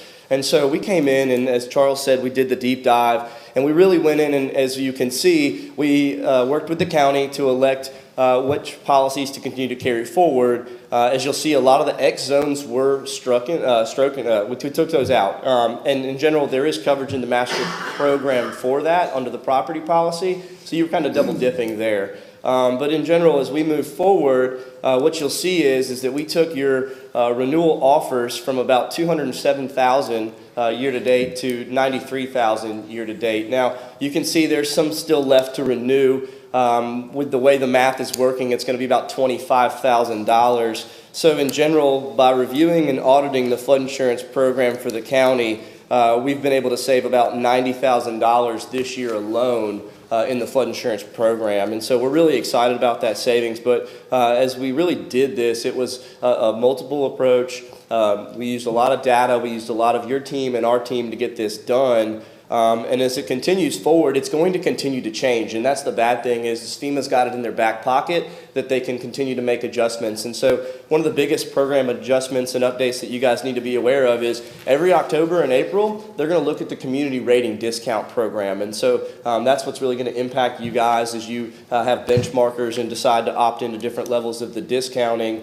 And then there's also now the Flood Insurance Advocate Office, and it's pretty much a group that's designed to take all of the customer complaints. And really the three things they've said is they've heard mostly that there's communication issues, mailing issues, and the consequences of the lapse on renewals forcing folks into full risk rate or causing folks problems. In general, there is still the 10-state lawsuit, and Mississippi is involved in that lawsuit. It's finally gotten momentum, and so recently they've outlaid the future dates of the lawsuit, when folks are going to start coming into the hearings, start telling their side of the story. On top of the 10-state lawsuit, there's also an individual lawsuit from a gentleman in Louisiana, has the same judge as the 10 states do, and pretty much he's saying that the transparency of the program is not there. He walked in, he bought an $800 policy. It's going to be $8,000 when it's all said and done. And so these two lawsuits are really important because everything I've said could change. And so we are continuing to watch that on behalf of the county. And then you've got the congressional side of things. And really what's important to know is that each year the flood insurance program gets reauthorized September 30th. And so here we are knocking on the door of that reauthorization. Last year it did not get reauthorized until about March. And so it went through monthly punts, I'll call them. And I very much expect that to probably be the same theme this year. So that's something that we do continue to watch, is that the National Flood Insurance Program gets funded here in September. But in general, another big thing to kind of point out is the South Mississippi Planning and Development Map Revision Project, which has been going on for about 6-7 years now, and they're finally at the tail end of that. And so they've submitted their maps. I've looked at the Jackson County maps on behalf of you all, and there is what we'll call significant shrinking. And so they are shrinking the flood zones, and they're shrinking the base flood elevations. And so what that's going to do is that's going to take folks out of the flood zones. It's going to reduce their required elevations and hopefully return favorable flood insurance premiums. They did it for the whole coast, and Jackson County came up on top. Harrison County was kind of a wash, and Hancock County is going to go the other way. So it really did work out for Jackson County. Those maps are hopefully about 6 months to a year from being pushed out and formalized by FEMA, but we're watching that as well. Really, the improvement in data over time, the last time the maps have been changed were 2009, so this is huge for our community as we move forward. So these are a few things going on in the flood insurance world, kind of at a brief level. Does anybody have any questions for us on any of this? Thank y'all for spending the time to find ways to mitigate the increase in costs that we see everywhere. And at least we can reduce costs somewhere. Yep. Yes, sir. Is the program as an insurance product, is it self-sustaining yet? The FEMA flood program? All we see is increase, increase, increase, increase. Yeah, so the national narrative from FEMA on the flood insurance program is that everything's fine, nothing to see here. But in general, the coastal communities, it's the complete opposite. I mean, the county has one building that's going to take 12 years to get to full risk rate. It's going from $2,100 to $9,000 one day. That's the future full risk rate. So to answer your question from the flood insurance side, no, unfortunately not. What's going to happen over time, though, is that private markets are starting to prop up and become more relevant, and they're starting to take market share. Now, they're going to cherry pick, and so FEMA's going to be the pool of last resort when this is all said and done. But unfortunately, no, we're several years away from this thing really still being at its full ugly. And in general, that's why the lawsuits are so important. And then the long-term reauthorization is another important thing. If FEMA would do a long-term reauthorization, they could write in some of the fixes and slow this thing down. But it gets into a political game where year over year, they're trading favors over back and forth to get the thing funded, and they're not making any adjustments. And so we're definitely stuck in this moment with flood insurance. Question, you said Jackson County, in the next 6 months, they're going to change Jackson County? Yep. What they're going to do with policies here? Is it going to bring them down? So what the map changes do is it's called shrinking. And so if you think about a flood zone, it's kind of, let's in general, you've got a property and the whole property's in a flood zone, but maybe it's elevated a little bit more than you would think. It shouldn't all be in there. So they're going to shrink it. So they're going to pull that zone in a little bit. And so that may still be there, but it may take some of the houses out of the zone. And they're also going to shrink the base flood elevation. So FEMA has an imaginary line, and that says every 150 years, if it floods, it's going to flood right here at this 7-foot imaginary line.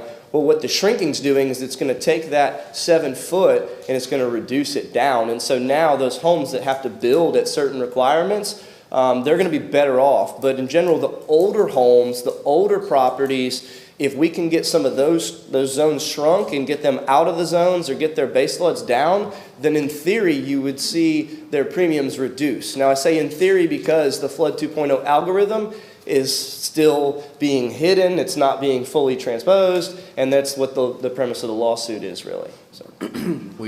We got to be cautious on that, though. I mean, these maps have been developed over 6 years, so yeah. To say that they'll be in place in 6 months is a guess, at best. It could be a year, it could never happen.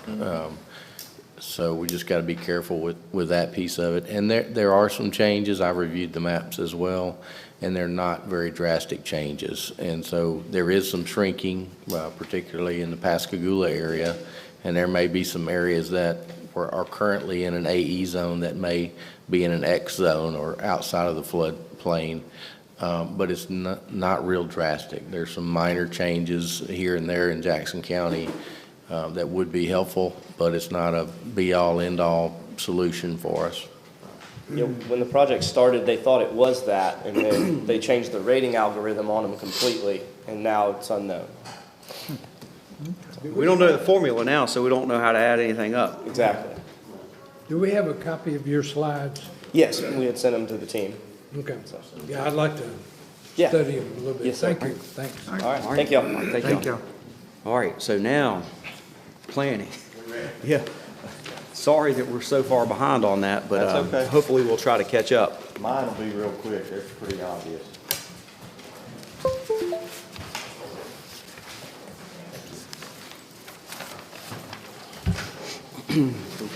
So your first is Scott Street. Is there anybody here for that hearing? Okay. All right. You going up there down the house? Going up to remove the house? Are you, yes, if you're here to say something about it, you'll have an opportunity when we get started. Yes, okay. Right. Right.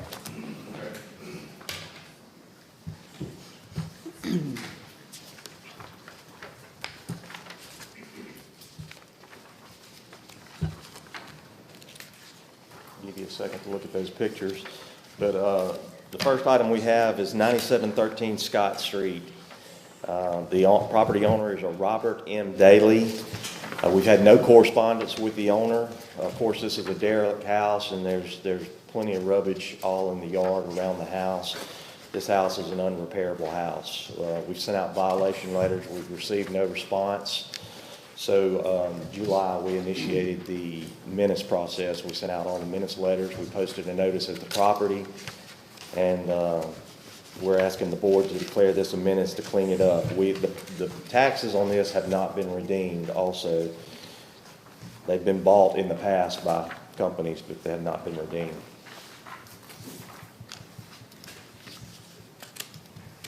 All right. Is the owner here or the property owner here? For or against? Anyone here for or against? I'm for. Okay. For the demo? Yes. Okay.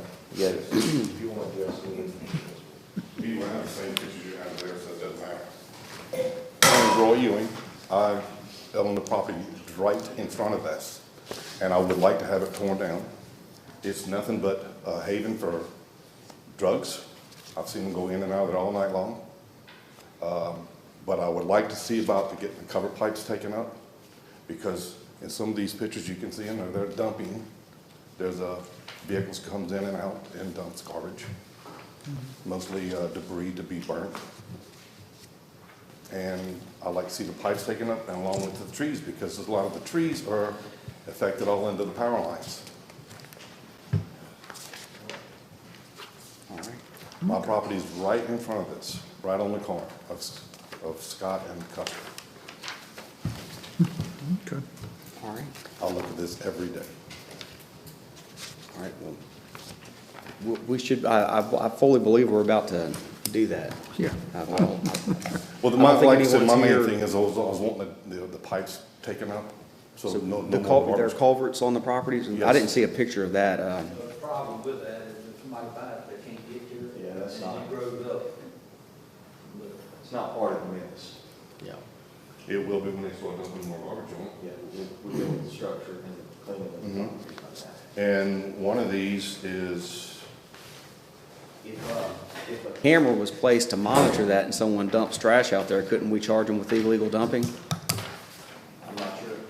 I would think so. You could, If you have a video of it. that pile there is actually on Jackson County property. That's a road, that's never been cut through. So, I've already had it cleaned up once. And there's Ocean Springs, it doesn't come up. Yes, yes. And it's being daily and daily and daily, and that's one of the pipes I like to have removed. If it's gonna be a road, then open it to a road. If it ain't gonna be a road, then close it. I've asked this question before, and I got turned down. So that's why we're here.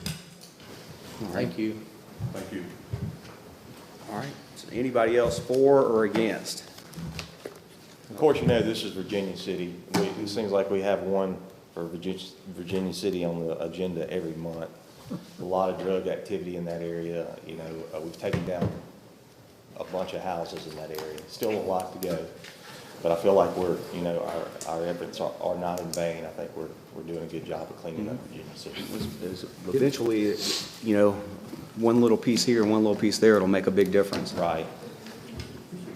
This is Randy, yes. I'll go ahead and make the motion to declare the Minister of Public Health. Got a motion by Mr. I second it. Mr. Cumbus and second by Mr. Morris.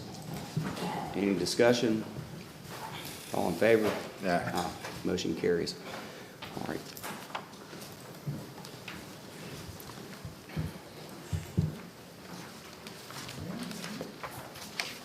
What's the street?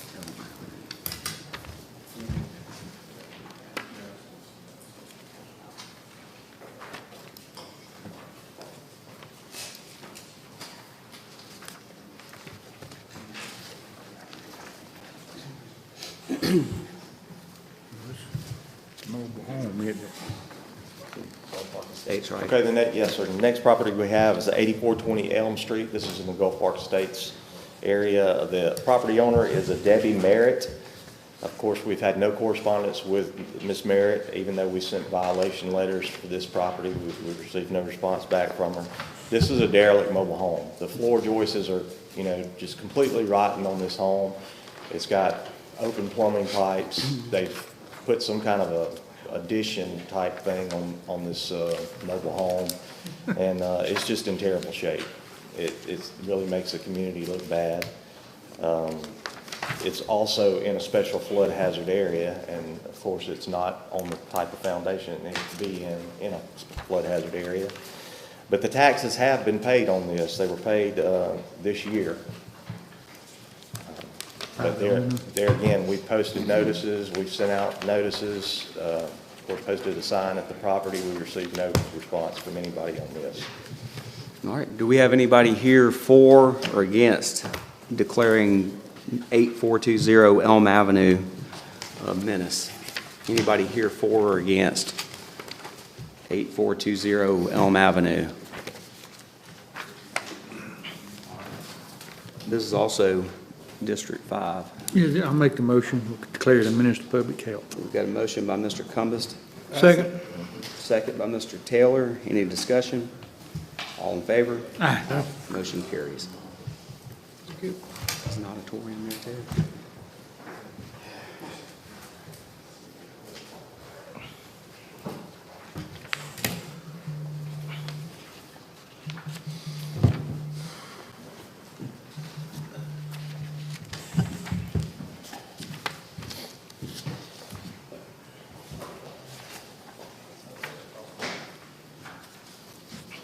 Okay, the last one we have is 6903 Nostrum Road. This is in the Helena area.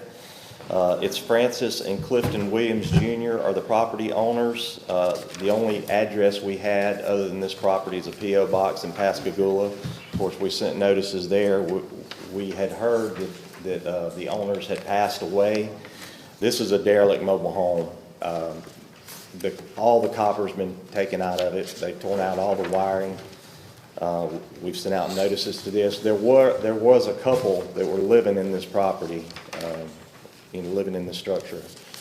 When we visited it, of course, we've had several complaints from the neighbors that they were there, and a lot of drug activity in that area and from that place. But they were not the property owners. The people that were staying there were not the property owners. No power, no sewer, nothing like that, but they were occupying the structure. All right. Is anybody here for or against? Okay. Yes, sir, that is my property. My grandparents owned this property. The couple that you see out there was me and my father. He's actually he's the heir of it. Both my grandparents are dead. I was raised by my grandparents. So my father, my grandmother is my father's mom. Both of them is deceased. As of 2021, when she passed away. So we are just now figuring out, because I have already called on this issue before, and they told me I had to, that it would go straight to my daddy, him being the heir, the only heir, so to speak, in place. But now we're having to go through an estate attorney. I've paid the taxes on the last 2 years. My dad, if you can't tell by the pictures, it's being worked on.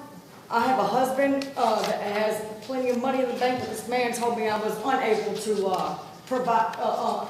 He looked at me and told me I was unable to pay for anything that would fix this house. Well, I have proof that would tell you that I'm very capable of having the money to fix this house. My daddy lives there, so to speak. The copper has been taken out, and it's not in the best of shape, but I've got some walls up in there now, and I'm working on it. But I don't know what this hearing is about, because they was complaining about the generator being ran next door. Well, I bought it for my daddy to live out there, and that was the only way it's a 5500, so it pushes the whole house, like refrigerator, we had 2 air conditioner units. While we were working on it and just trying to do the best because he can't live with me. I ain't gonna have him living with me. And he's gotta have somewhere to go. Did y'all pull a building permit to make the repairs? When they told us about that, we stopped. They told us to stop, so we stopped. That's why you see it kind of halfway done up, the wall on the outside. That's all brand new. And we had brand new stuff to fix it on the porch, whatever, but it does look kind of, it's not the most livable situation, but I guarantee you him in the woods ain't gonna be no better, and he can't live with me. But I'm fixing it myself. I'm fixing it, like not myself, but I'm paying to get it fixed, and I have money to prove that I will. Okay. All right. Is there any questions? Anybody else here for or against? So he says he living off a generator out there with. No, yes, sir. He has I bought him a 5500 generator, so he would have air conditioner, refrigerator, a small refrigerator, and where he can have the air conditioner pretty much. He's on his own for the rest, but he's done made it to where he's making it. Like he's got a water source, and power comes from the generator, and when the generator runs out of gas, we have an inverter. He has an inverter that I got him, and that's hooked up to a battery, but that's for the lights and everything. But he's living out there just fine. If you walk in there right now, like it would be cool on the inside better than it is on the outside. So. Have you and the county had any discussion about this? No, sir. I think y'all need to be talking. I'll leave it up to the county to. We visited the site. She was out there the day we visited. She's made no effort to reach out to us for anything. But of course, she can't pull a permit or anything because she's not the property owner. There's a discrepancy in who owns the property. She doesn't own the property. And I don't know what her name is. Diana Perrin. Okay, well, the taxes have been sold since 2017 every year on this property. I've paid them the last 2 years, and it has been redeemed. I have the paperwork right here. This property's in terrible shape. It is, very much, and I'm just now getting control of this property. And really, this property should have been called before this court, whatever, a long time ago, if it was a problem to anybody. Because it was a problem then. What's going on there now is not even a problem. Like this is not easily fixed, so to speak, because I gotta do something with my dad, but I'm fixing it, I promise you I am. And I paid the taxes on it the past 2 years. I have the paperwork right here. We're fixing to go through, he's not gonna contest me on the property after my grandparents died, because this property was bought by my grandfather, not my grandmother, not his mom, but my grandfather, his stepdad, which they raised me, so he wasn't even allowed, like my dad wasn't even allowed at the house when we were growing up, and now he's got all of a sudden control over all the properties. So, I'm doing the best I can, I have the money to fix it, so if you want it, I have the proof here too. I have the money in the bank to fix everything, and we was already doing that, but the reason I didn't have anything to say that day is because you told me pretty much I wasn't gonna be able to do this.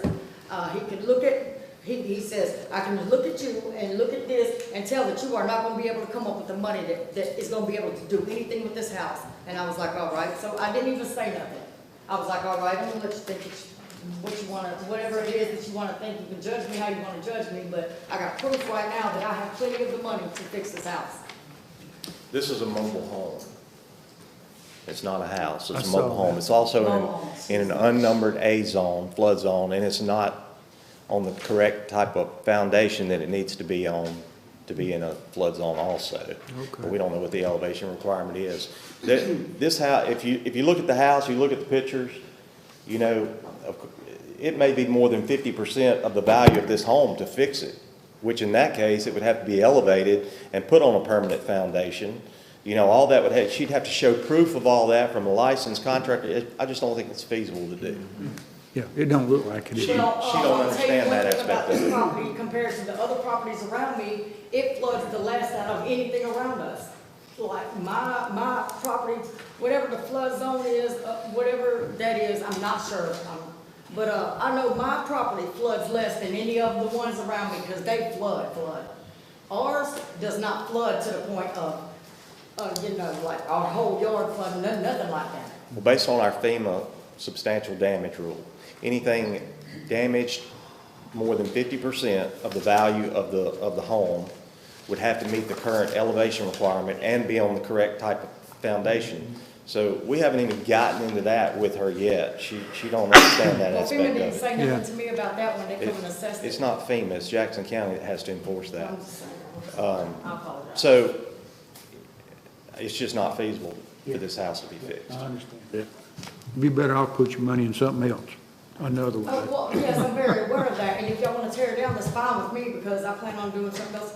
It was just like, okay, can I ask you this? If y'all was to tear it down, and before I got my trailer put on there,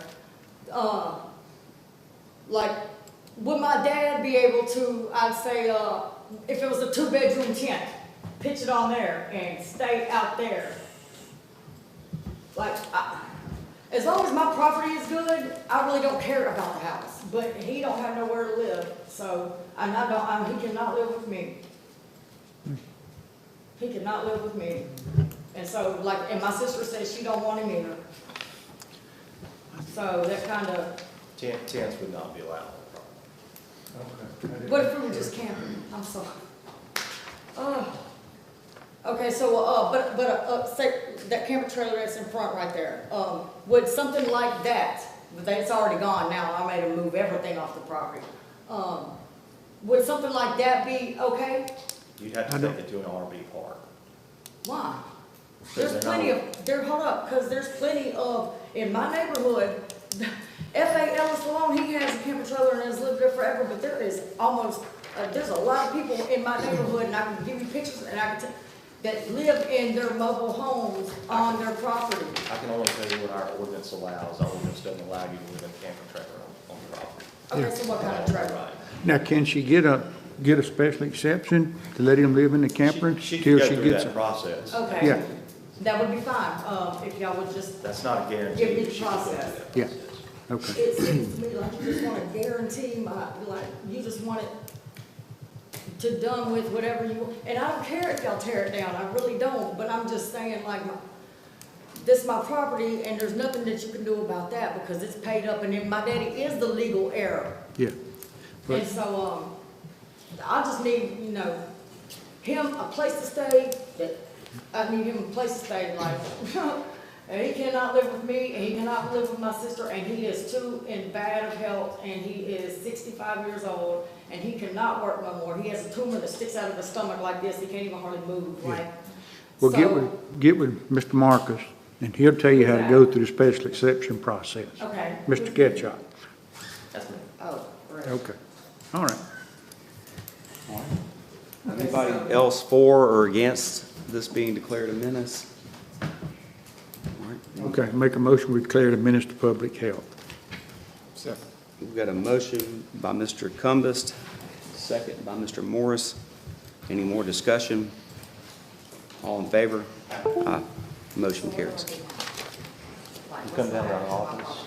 Come down to our office So and we're we'll show you. okay right now? Just come down to the office. I'll always talk to you. Down the hall. Thank y'all. Thank you, Marcus. Tax hearings.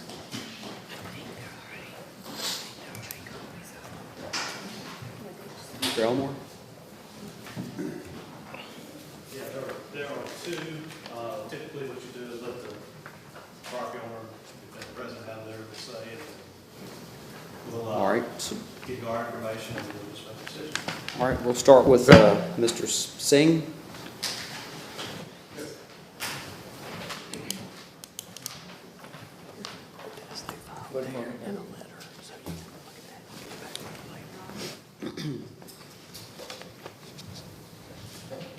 You can. Go ahead. Yeah. Yeah. My name is Sarjeet Singh. I have property 74 102 Tucker Road, Ocean Spring, 39564.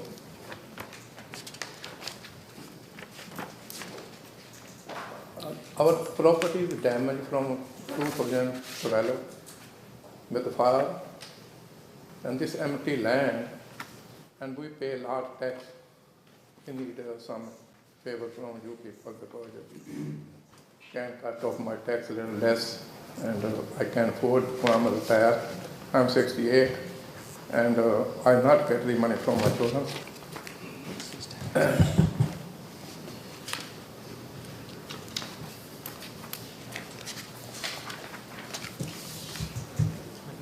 Okay, need to come up and say what the tax is. Yeah, do we have the numbers? Yes. This is the old hotel that burned down, The old economy, that was torn yes, sir. down a few years I ago. thought this was it. We currently have it's actually in two pieces of property. They're kind of two triangles put together. We have it currently appraised for $452,000. And based on the current sales in the area, it falls within the parameters of what the property would be worth, How big's the lot? What- It is 2.21 acres. Okay. Typically sells in that area about $400,000 an acre. All right, so, but what is the current, is there any back taxes owed, or is it even, or is it?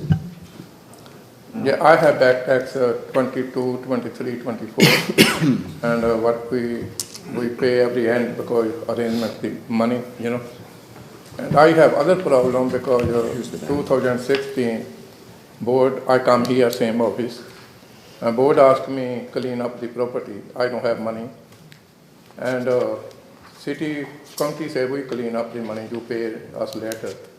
And after when they send the bill, $18,050, $500, and they charge the interest, and I come to the late tax office and I pay him all full money, After 4 years, they send me money again, $9,000. He said, you owed us $9,000 clean up. It's R&A, construction company, they pay only $18,500. And I have letter this one. And they charge me extra $9,000. I come to Mr. Judge's office many times, but maybe he very busy. Few times he say me, okay, I try to talk to him, but nobody wants him back. And they last year they add this $9,000 on 2022 property tax. And it's very hard for me. We still have case in county court in Gulfport, Mississippi, but we don't know when they finish. But we have very, very hard time to cover this tax every year. And So the current tax is all that's due, plus some type of fee for cleanup? Yeah, I think what he's talking about is when you guys, declare that minutes and clean it up, it's well above the annual amount. So it took like 3 or 4 years, assessing that. That has nothing to do with what we're talking about. Right, the value, right, we're talking about whether the value is where it should be. Yeah. And based on our sales within the area and what's being marketed currently, it falls within what it would be worth. Yeah, it's 2.2 acres and you're valuing it at $452,000. $452,000. Right, and we're talking about right off of 609, right, just right behind that area. You can see 609 from the property. Behind the Taco Bell, right? In Taco Bell, right on the other side? Yes, sir. Yeah. Okay. Have you had an appraisal done on your property recently? Well, we don't have any money. Okay.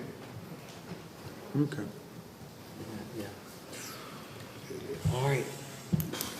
Do you have any, I mean, because in order to adjust a value, we'd have to have some kind of quantifiable evidence to show that it was the wrong value, but based on what the assessor's office has, the value seems to be in line or maybe even low. So I don't see that we can change it. I think we have to keep it where it is. Does anyone else have questions or more comments? And what is the problem for $9,000? After 4 years, they send me add my property tax, which one the cleaning money. 4 years, they don't say nothing. You mean after 4 years, they can charge me money again, $9,000? Have you paid all the cleanup? Yes, I pay him. They gave me receipt, resolved every problem. And after 4 years, they send me again this cleaning money. Maybe they pay more. I don't know this, So is there anything due right now other than the regular taxes, or do you know? Not as far as I'm aware. That's not our function. Okay. They add same $9,000 to 20 tax inside because tax is around 8,000 something, and they send me back 18,000 something. So do we have? So they assess taxes against his property for the demolition of the cleanup. Right. And so it sounds like that they've either charged that in multiple years in a row to try to get it up to whatever that amount was, or either they've waited for some time before it actually showed up on his tax bill. But would you say you paid to clean it up yourself? No, we did. Yeah, every time. Yeah, I pay tax. I have seen everything, but I pay there. When I come to again office, he said, you pay everything. When he send me tax, he said, why they send you?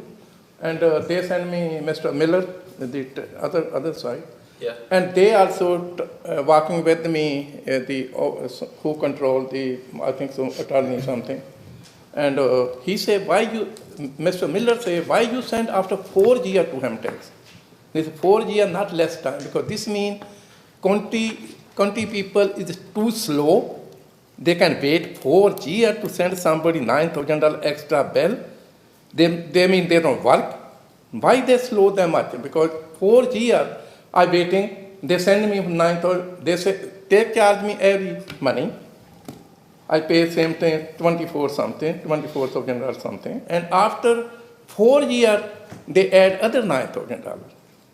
900 is that? 9,000. 9,000. Okay. Sounds like a tax collector issue. It needs to be looked at and make sure, see why he's continuing to be charged. And he may have paid it off, I don't know, but We can check there may tomorrow. still be some left on there that he needs to pay. But it This doesn't is- affect the value. That Yeah. sounds like the value This is. is just about their yeah. appraised value, correct? Right. Yeah. So we need to find out, we need to find out from, I have one paper, how much he paid to the, do you have your most recent tax bill? huh? Do you have your most recent tax bill? No, I don't have this one, but I know I have tax paper, that one on, this year, tax, 23, Sure.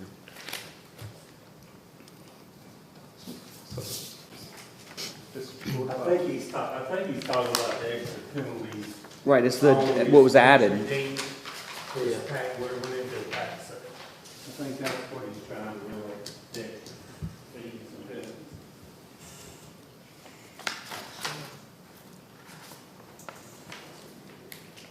This is the paper, this one, that's it.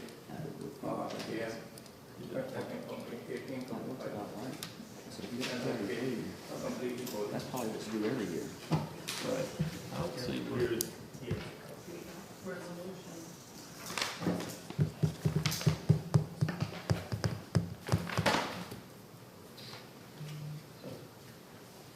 We hired somebody to clean it up. Yeah. But he said he cleaned it up. No, that was one where we came in and cleaned it up and assessed it to the taxes, and he paid it. But then he said he got another bill later, or something for a couple years later.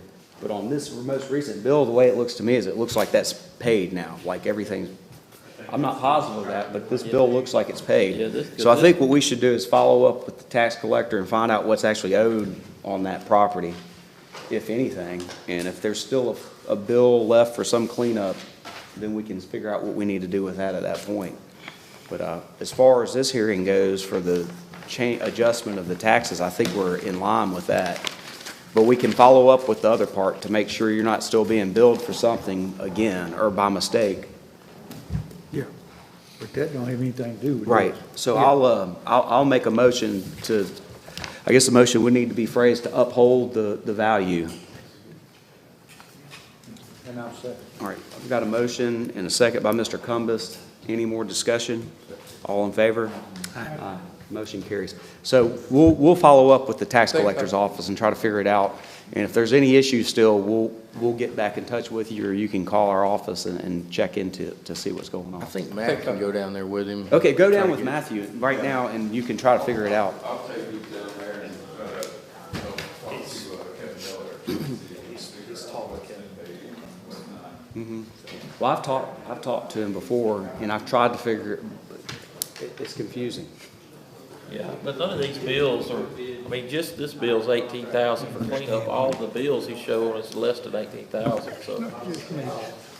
I ain't sure. Yeah, I think he's already With paid hearing it. aids, they give He you may have already trouble paid sometimes. that, but if it's showing up on his tax bill again, That's, what year was that? This is 22. Unless it's on this year's, but this year, but it didn't I show mean, up in 22 or something. I maybe, don't know. maybe so. All right, so now we've got a hearing, I gotta get back to the page. Brookwood, Washington, LLC. What property is this? And this is on Washington Avenue. It's one of the hotels, or an apartment complex? This is the new storage facility. Oh, the storage facility just south of Big Ridge. Right, it used to be live storage, now it's storage center. Well, they just built it. Yeah, it's 15.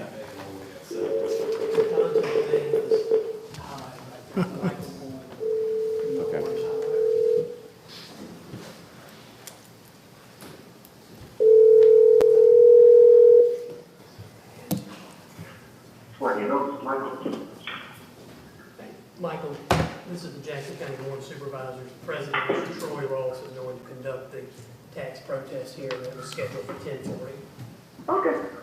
I'm ready when you guys are. All right, and really, it's going to just be an opportunity for you to make your case on why the value should be changed. So if you're ready to go ahead and present, we're ready to listen. Okay, perfect. So if you guys have our evidence packet that we sent you, it should be a 34-page evidence packet. I'll give you a second to pull that up if you have it.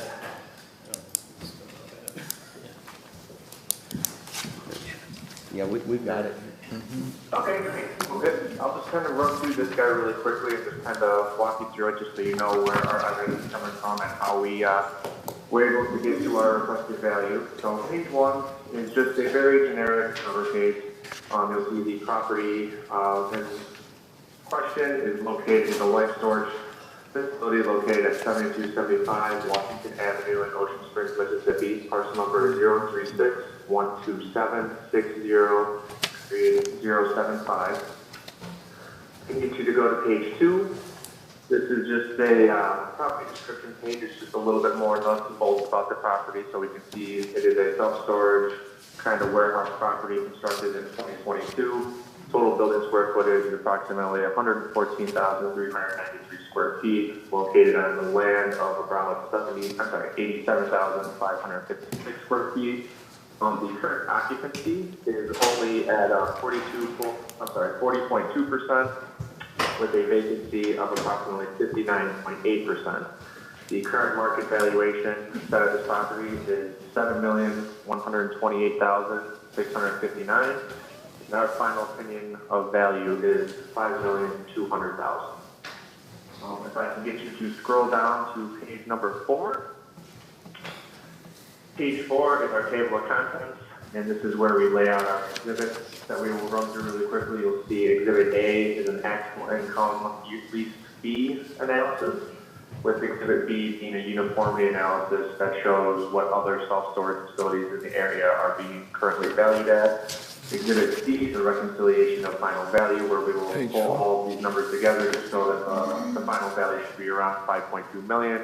And then Exhibit D is the addenda. Exhibit D is pretty important because that is where we have our actual rent roll, actual income and expenses, and then also the uniformity analysis that the assessor's website was showing for the similar properties in the area. If I can get you to scroll down to page 6. Page 6 is the year in 2023 actual income lease fee analysis. You will see that our rental potential gross income came in at about $486,541, with other income being about $75,816, for a total effective gross income or EGI of about $522,358. In the middle of the page there, you will see all the operating expenses that were necessary to run this property correctly. You'll see there are things like salaries, bonuses, employee benefits, management fees, advertising, payroll, processing fees, sale items, call center, computers, fire protection, insurance, repairs, and utilities. In the middle column there, that is what all of those numbers came in at. I don't think I'll run through them just because you guys can already see them, but if you add all those numbers up, you'll see that total operating expenses that were listed for the year in 2023 on this property were about $259,617, which, when you take the total operating expenses away from the EGI, gives you the net operating income, came in at about $312,740. We use a market cap rate of about 6%. At the bottom of that page, you'll see cap rates. We have realty rates, which is just a publication that shows things for warehouses as well as some self-storage facilities, came in at 8.4. Colliers is strictly for self-storage facilities, came in at 5.25. Marcus and Millichap for strictly self-storage facilities came in at 7.0, and then Matthews was came in at 7.5. All of those publications can be found in the end of the packet in Exhibit D, the addenda. So if you would like to take a look at those, you can browse those at your leisure. But getting back to it, we take that net operating income of about $312,740 with the market cap rate of about 6%. We've got a capitalized market value of approximately $5,212,341. And again, that was just taking what we were provided with the year-end actual and actual income and expense reports and then taking it against those equalization rate of 6%. Moving onwards, if you go to page 9, page 9 is a uniformity comparison summary. Uniformity being that we just looked at other similar properties in the area and just to see what they were being valued at. You'll see we have 4 uniform properties. All of them are self-storage facilities. They were all ironically located on Bienville Boulevard. First one being 3815 Bienville, the second one being 3701 Bienville, the third being 3610 Bienville, and then the fourth one being at 3532 Bienville. These properties all were being valued at approximately $16.44 on the low end to approximately $21.56 on the high end. Our property is currently being valued at about $62.32. So we believe that, other properties are being valued at quite a bit lower than our property. However, taking all those into consideration is where this uniformity comparison summary came in. With present market value of approximately $2,198,437. If you go to page 11 is our final value reconciliation page. It's kind of where we tie everything together to get our final value request. You'll see our value based on actual income, lease fee analysis for the year 2023 came in about $5,212,341. The uniformity analysis came in about $2,198,347. We put quite a bit more weight on the actual income lease fee analysis, as that kind of shows a little bit better of what the property is operating at, the rental rates are getting for different types of storage units and things like that. So putting a little bit more value on that, we came into a final value request of approximately $5,200,000. Just a couple of quick notes. If you look at page 15 is the actual income and expense analysis paperwork that we were provided by the client. That will show you kind of highlighted numbers as where we got all of our numbers to come into the 5.212 million.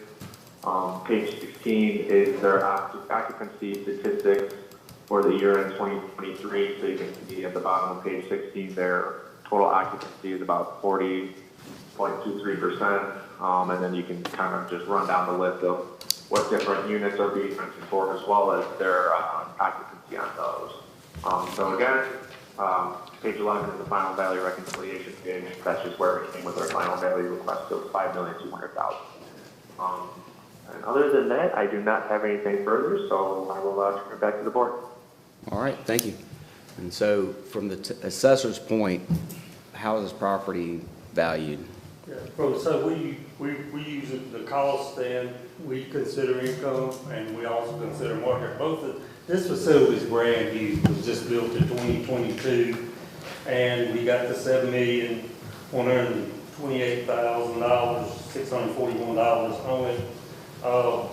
Looking at, he's talking about his occupancy. I visited it last week. Currently they have 441 units rented.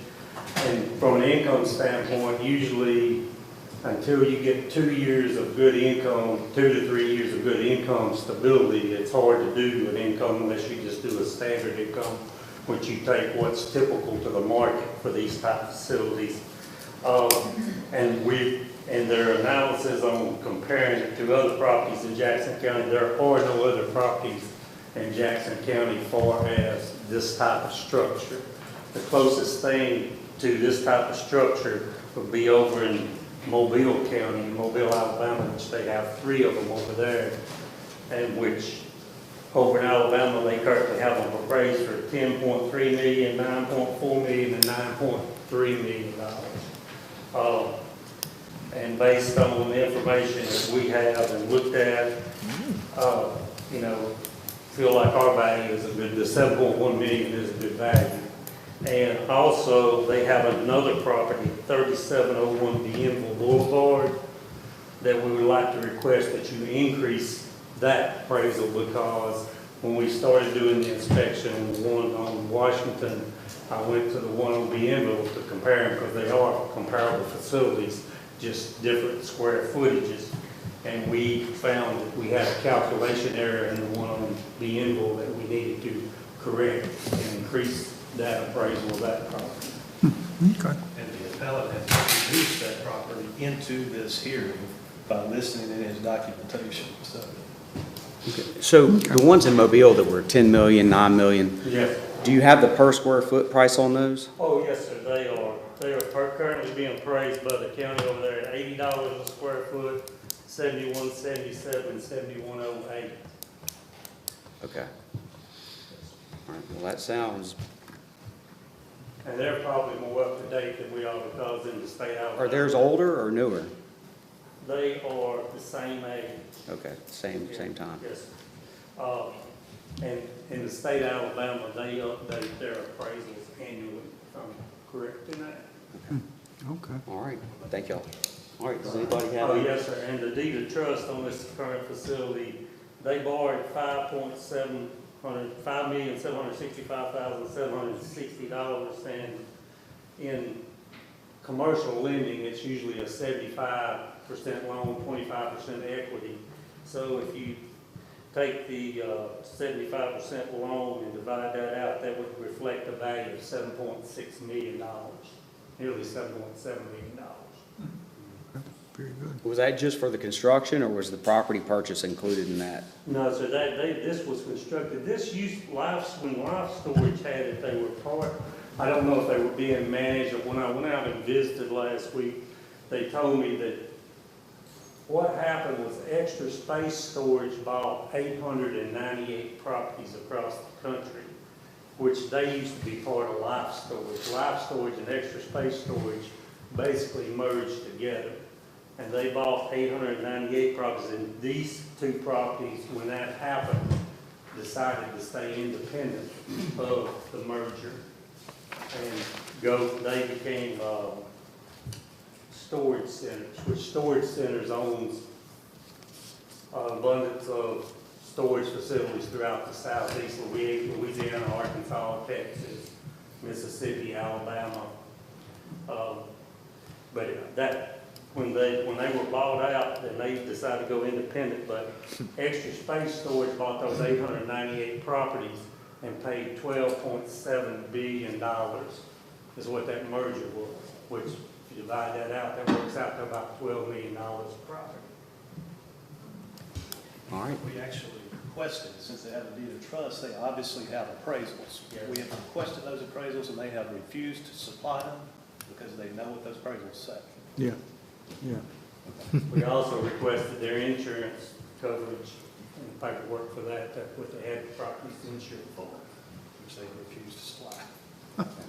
Okay. All right. Did they give a reason for refusing? Well, they don't want us to have it because they know it's going to show the values higher than what we have on it. That's always the reason. All right, do we have any more questions? All right, well,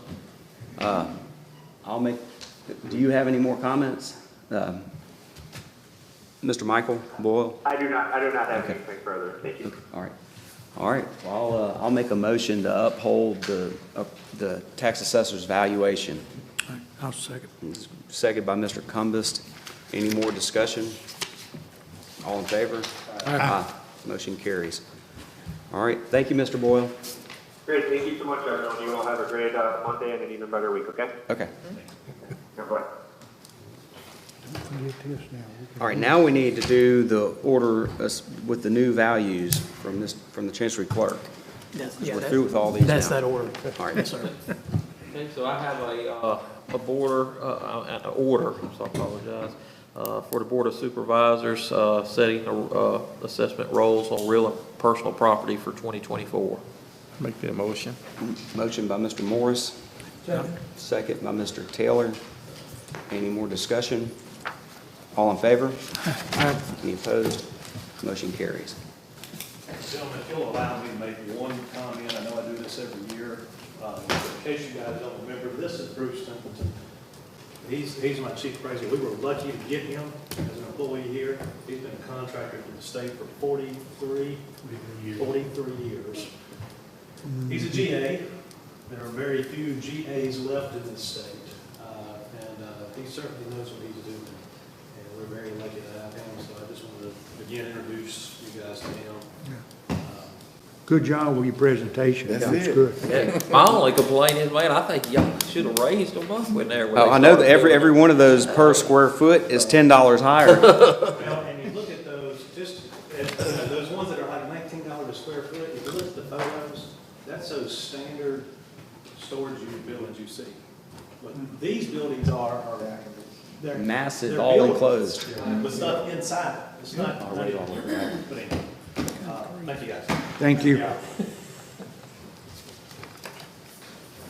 All right, so any action items? Just quick, did have a meeting with Al David Saab with Ezel's office last week, and talked to him about the flood insurance issues that we're dealing with.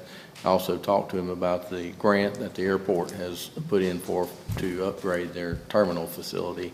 So did do that. On the state side, talked to Manning a little bit last week, and we're going to try to get him back down here so we can start meeting and deciding what our initiatives are going to be for next year's session. So that's Very it. good. All right. All right, supervisor items. Mr. Cumbest? I didn't have any. Mr. Morris? I didn't have anything. Mr. Taylor? No, sir. I don't have any, and Randy doesn't have any. All right, that brings us to closed session to determine if there's sufficient evidence for an executive session. I'll make the motion. Yeah, have you had a chance to compile the list? Jimmy's got us spoiled. He makes the list kind of, and then he reads it out to make sure we don't violate any rules, and it's clear to the public what we're going into. I can read, is there anything other than what's on this list on the agenda? So, no, that went on consent. Okay. Yeah, and that's assistance with sand at the baseball field. And DJ has all the information. All right, so the issues, we'll go into closed determination to determine if we have sufficient evidence for an executive session for potential litigation, well, actual litigation pending with Jackson and George County and with the OES regarding potential misconduct. All right, we have a motion. I made the motion. Let's second it. We've got a motion by Mr. Cumbest, a second by Mr. Morris. All in favor? Aye. All right, motion carries.